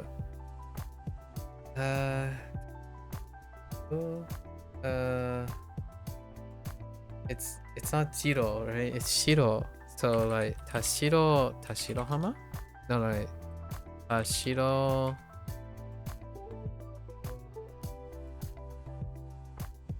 Anna? No. 今、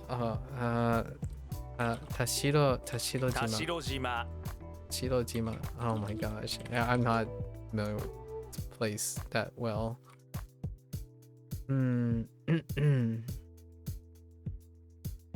Megami. 女神 Oh, Megami.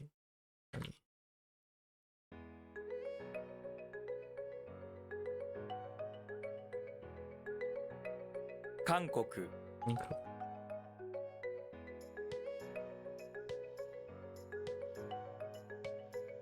請求 疲れる。疲れる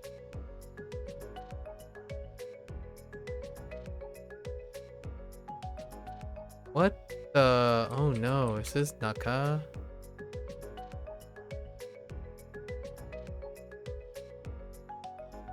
Nakaroshi. Oh, Nakayoshi. 仲良し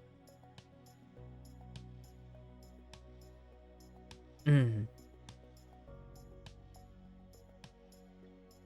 彼女。彼女 Sorry, had to get rid of a bot message. 彼女。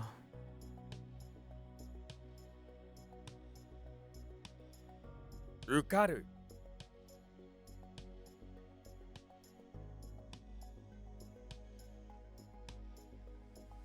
猛烈 let's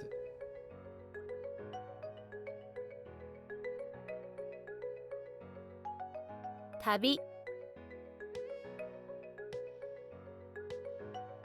What? Naka.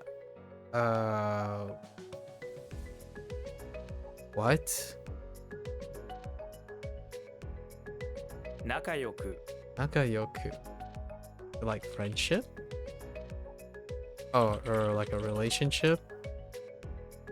Like a really good relationship? Like.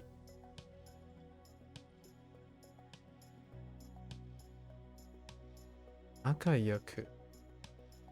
Okay, so.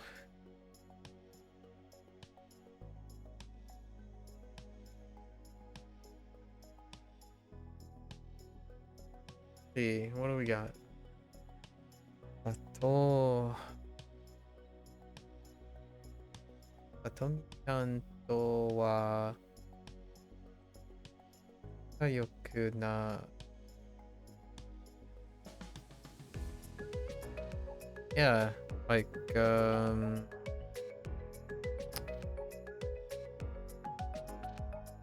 like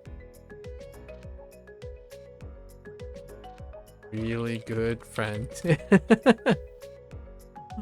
Or have a good relationship.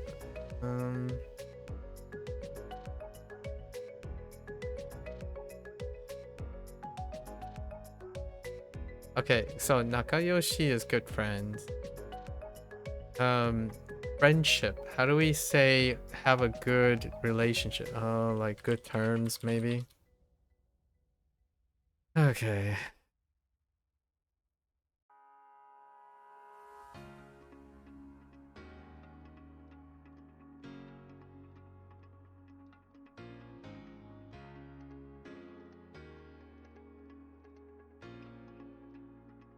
All right, good friend. The feeling is there. Fine.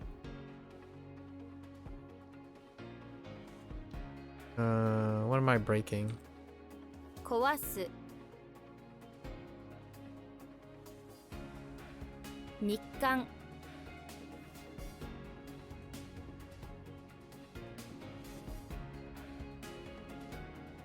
2杯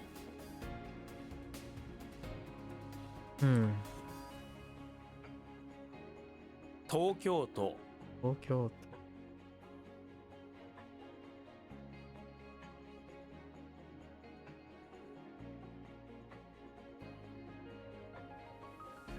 1杯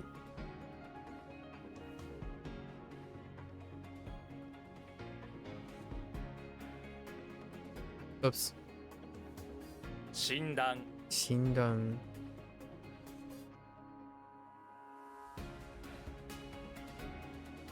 黒板黒板 Oh, you're up.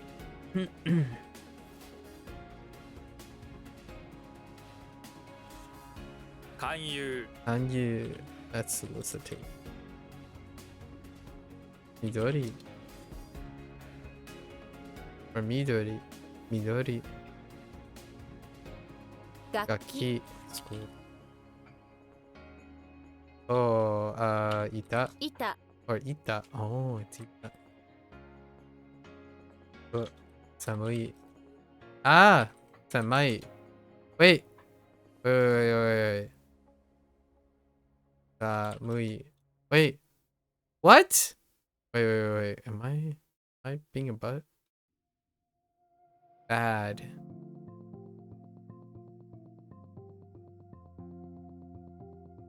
Warui Sorry, I keep thinking of cold. Well, cold is kind of bad too, but that's kind of embarrassing. 宴会 Hey, 怖い kawaii.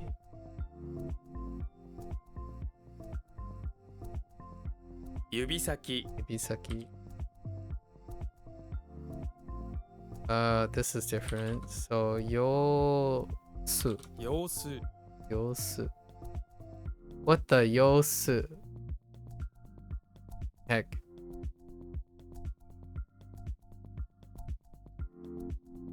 Like state of things. Okay. Alright. 地球 You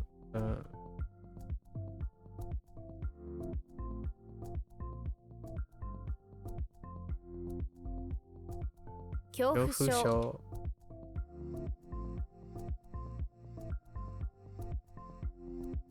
Sakezuki. 酒好き Sakezuki. Sure. 作員 Queen. That one's tough.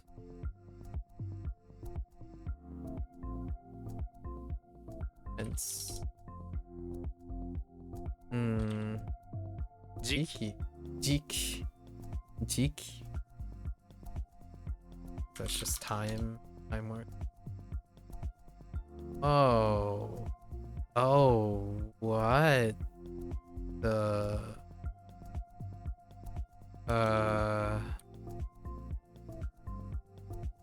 Monster.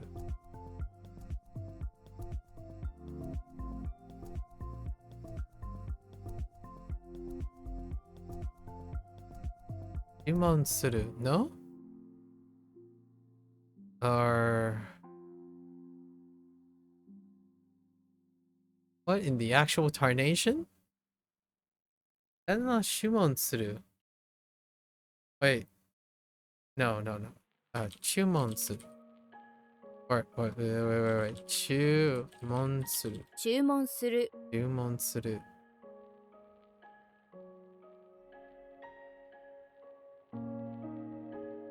Order? Oh, the Amazon kind of helped. Okay, Reaper. Product. Ashi. Daisuki. 大好き 家 Kate. 庭 Home. Or family. Yomikai. Whoops. Nomikai. Not Yomikai. 飲み会 Nomikai. Drinking party.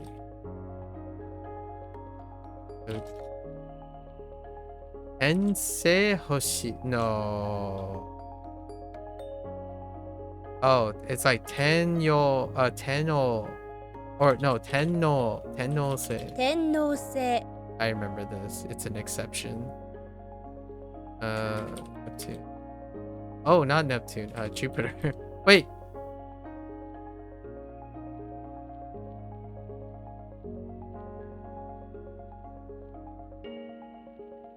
I thought it was Neptune.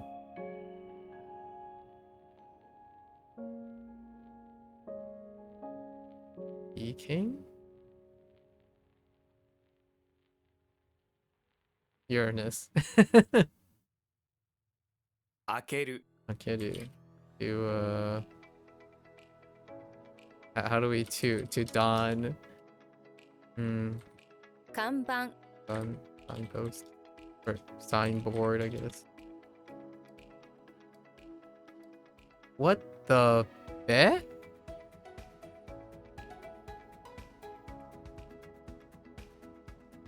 No. How do I other something?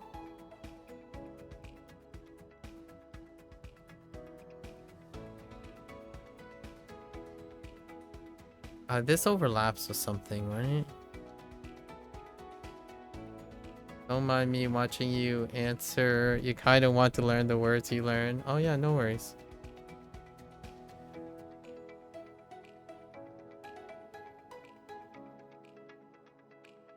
That's what we're here for. If you get these really quickly, Sway, go for it. Obviously, you know, keep it in your own head as you're going for it. You just have to be better than me, Sway. Just get better than me. That's your goal. At least be better than me. I feel like this is kawareru. Or waka? Wakareru. 別れる I got it backwards. I need to write a mnemonic for that. This is probably like to separate. Let's write a mnemonic for this. Waka actually shows up a lot more than I want. I think we're gonna use waka. So how do we, so betsu, right? Betsu, we're betting, right? Bets. So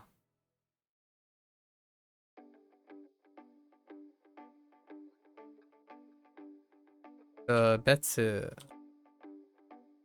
This is my mnemonic writing. So this is the part where we write. So the betsu.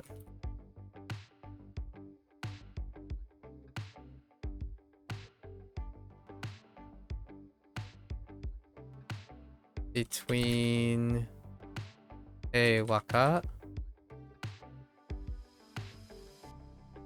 maybe like deru waka,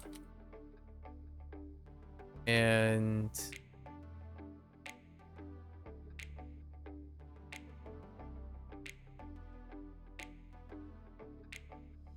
what else can I add to this?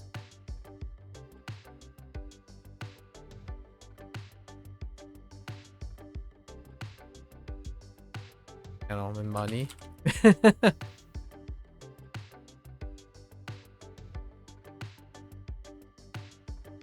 To separate. So the betsu to separate between money and a deru waka.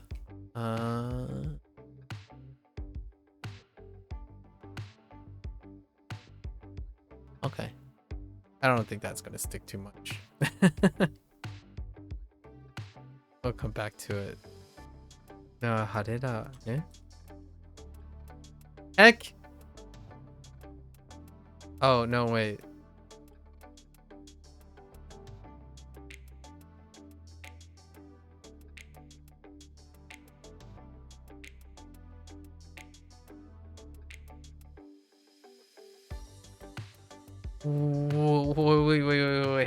Wait. Oh. Other peeps? How do we other peeps?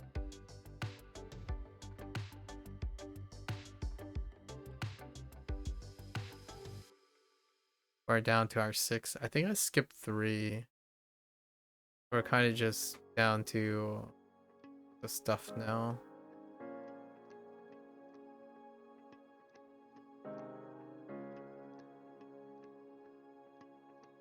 Got it.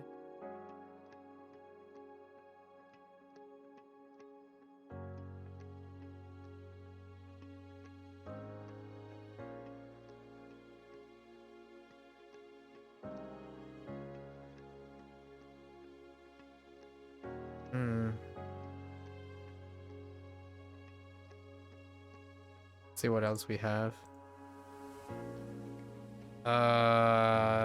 Yikes.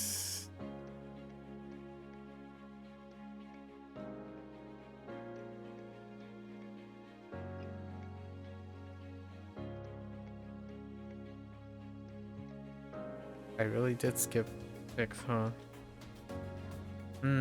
Alright, alright. The other one was... Oh no, that was Kareshi. Boyfriend. Kareshi. This one... I have another one too, right?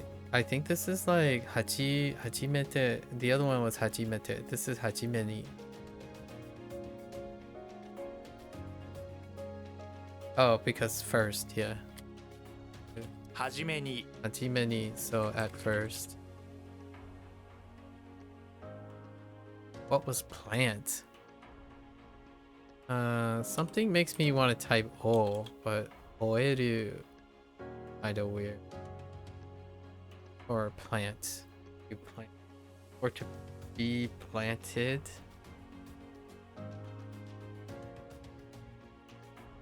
What else could it be?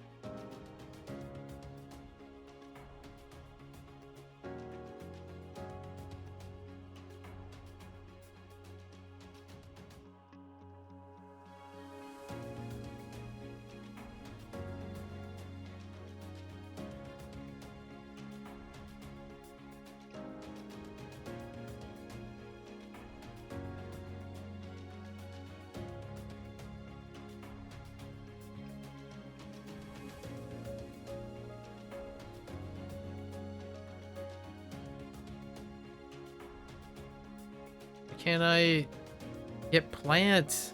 It's not ka. He, be, boy. No.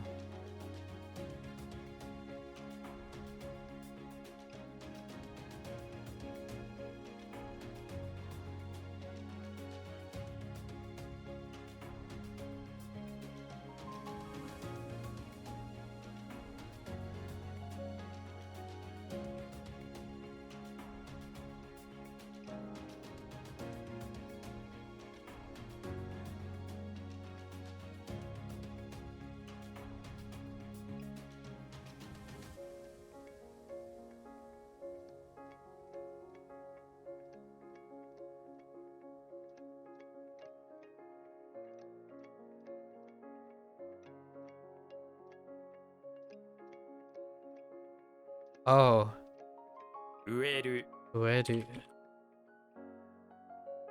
Oh no. I know. I skipped this too. To empty. Oh wait, it's probably good. Oh no, it's not. Dang it. Okay. I felt that one. That one I felt.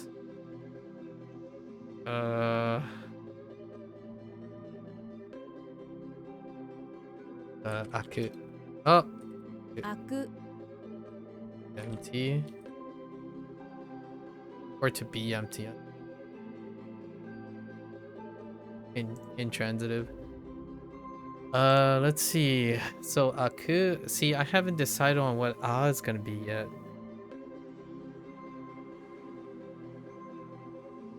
I think we're gonna use auditorium from Hanzahiro. We're gonna use auditorium. That actually kind of works out.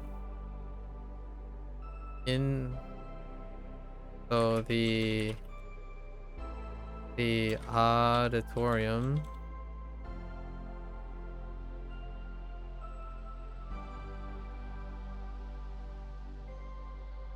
Ku, right? Ku. What did I use for ku? It's not ku. Don't you dare say cookie. Oh, it's a ku. Oh. The auditorium due to a ku.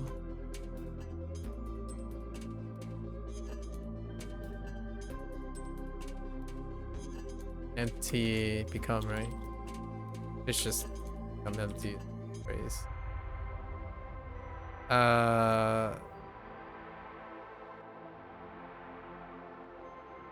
Due to a coup about cookies. Cookies. Alright, this I'm not sure how well this lasts. But right. And then this is Hajimete. 初めて Just firstly. What? Or wait. Hajimete. What up? What up? Calm down. Everyone calm down. And stop thinking for a moment.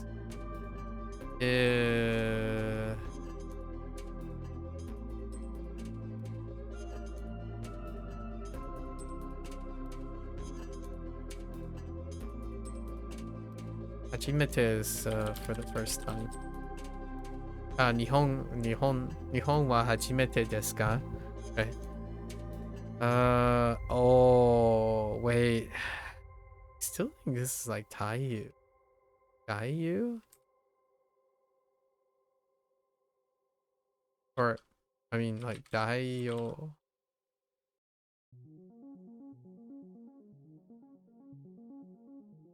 It could be Iki?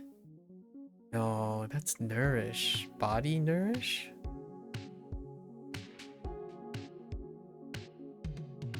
Experience?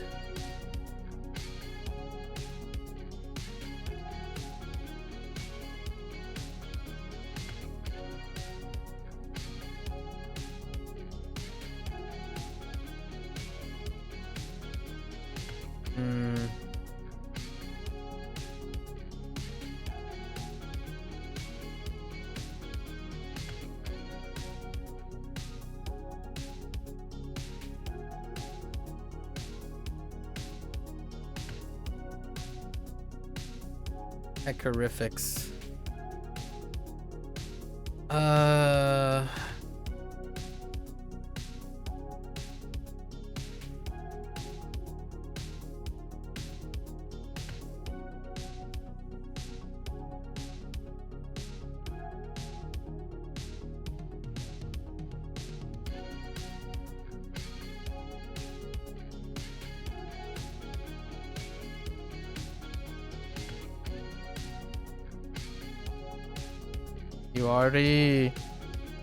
You already created a folder named after you in my desktop with the words you learned from this stream? Oh, well, I'm honored. I hope it's not too extensive.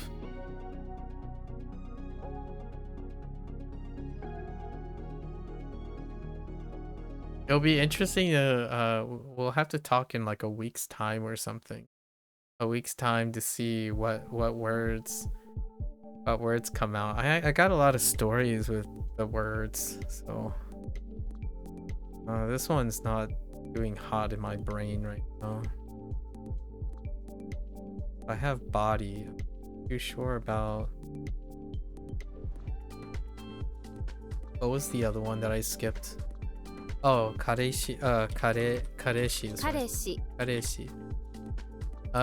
Okay. So now we're back to that. Usually the end. I push everything off to the end. Like all the stuff that hangs up, we push to the end so that I can spend time flowing in my brain juice. Try to flow around in my brain juice until I come up.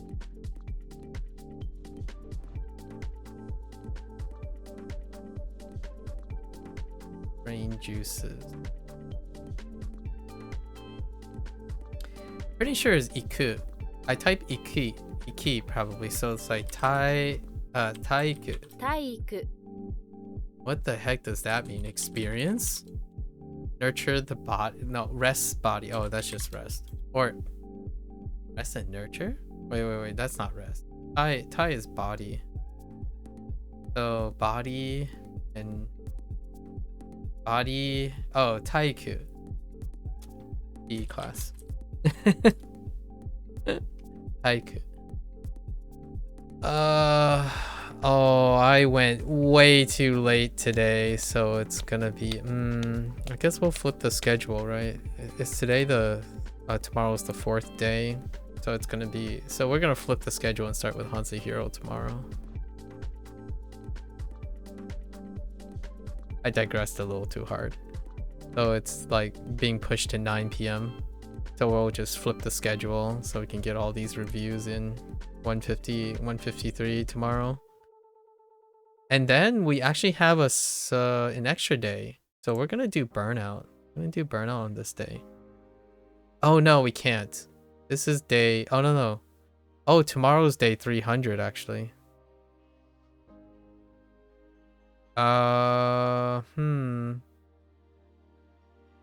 We're probably just gonna do these up here and then push another day. Tomorrow's my 300 day review for Hanzahiro. So we're gonna go late regardless on the other side of things. Yeah, alright, let's go over our kanji characters. It's day 3. Right. For this unit. So it's day 3. That means we just do reads into definition. Okay. So kan, oversee. I, cup of liquid. Kan, dry. Sai, sponsor. Soku, urge. O, Europe. E, inlet. Se, requests. U, mail. Kan, Korea. Kai, break. Shin, diagnose.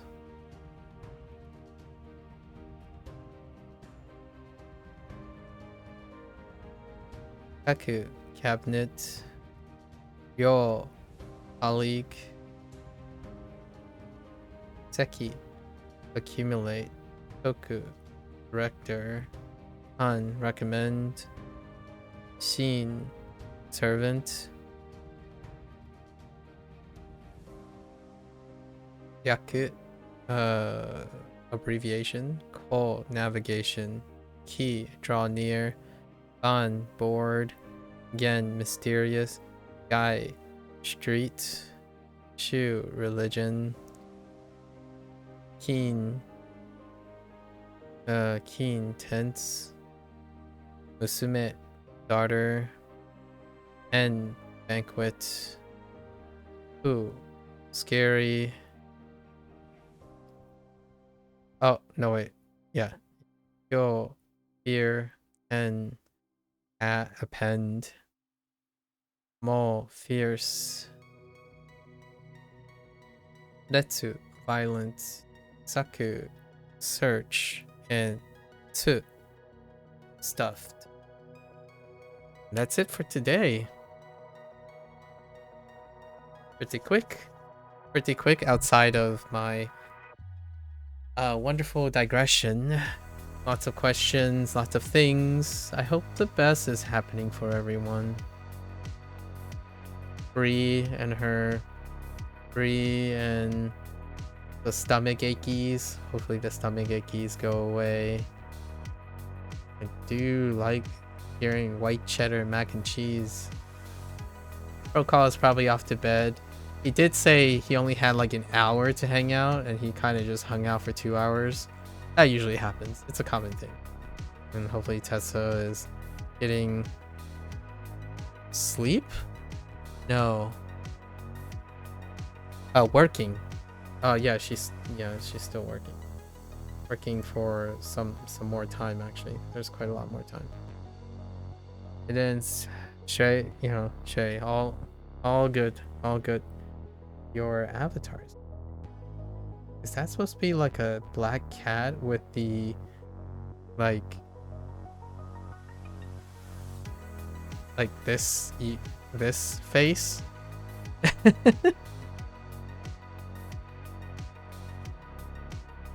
It kind of reminds me of Batman, actually.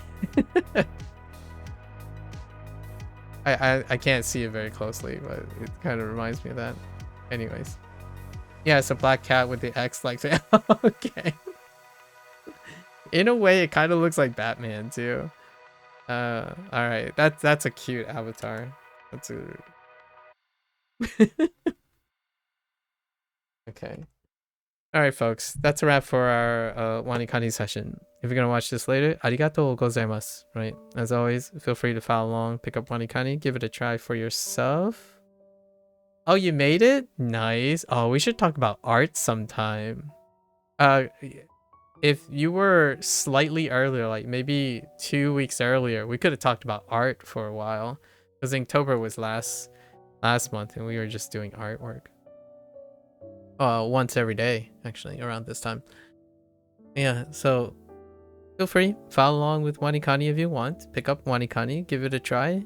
Let me know what you think. And I'm always welcome to yap quite a bit. I make time for yapping. I think I want to echo something that I mentioned today. It is what I have to offer, right?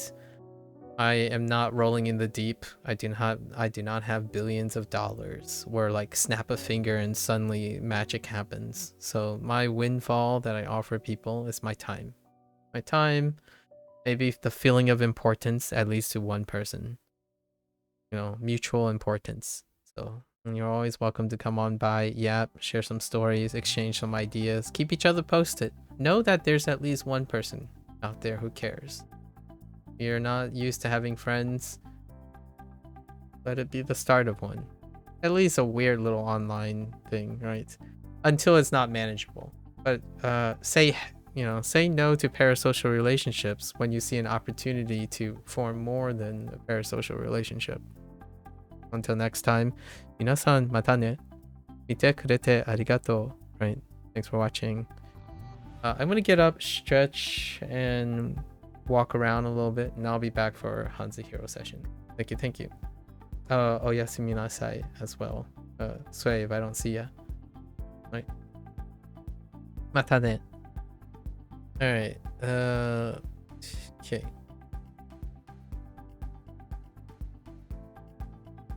Otsukure-sama. Okay.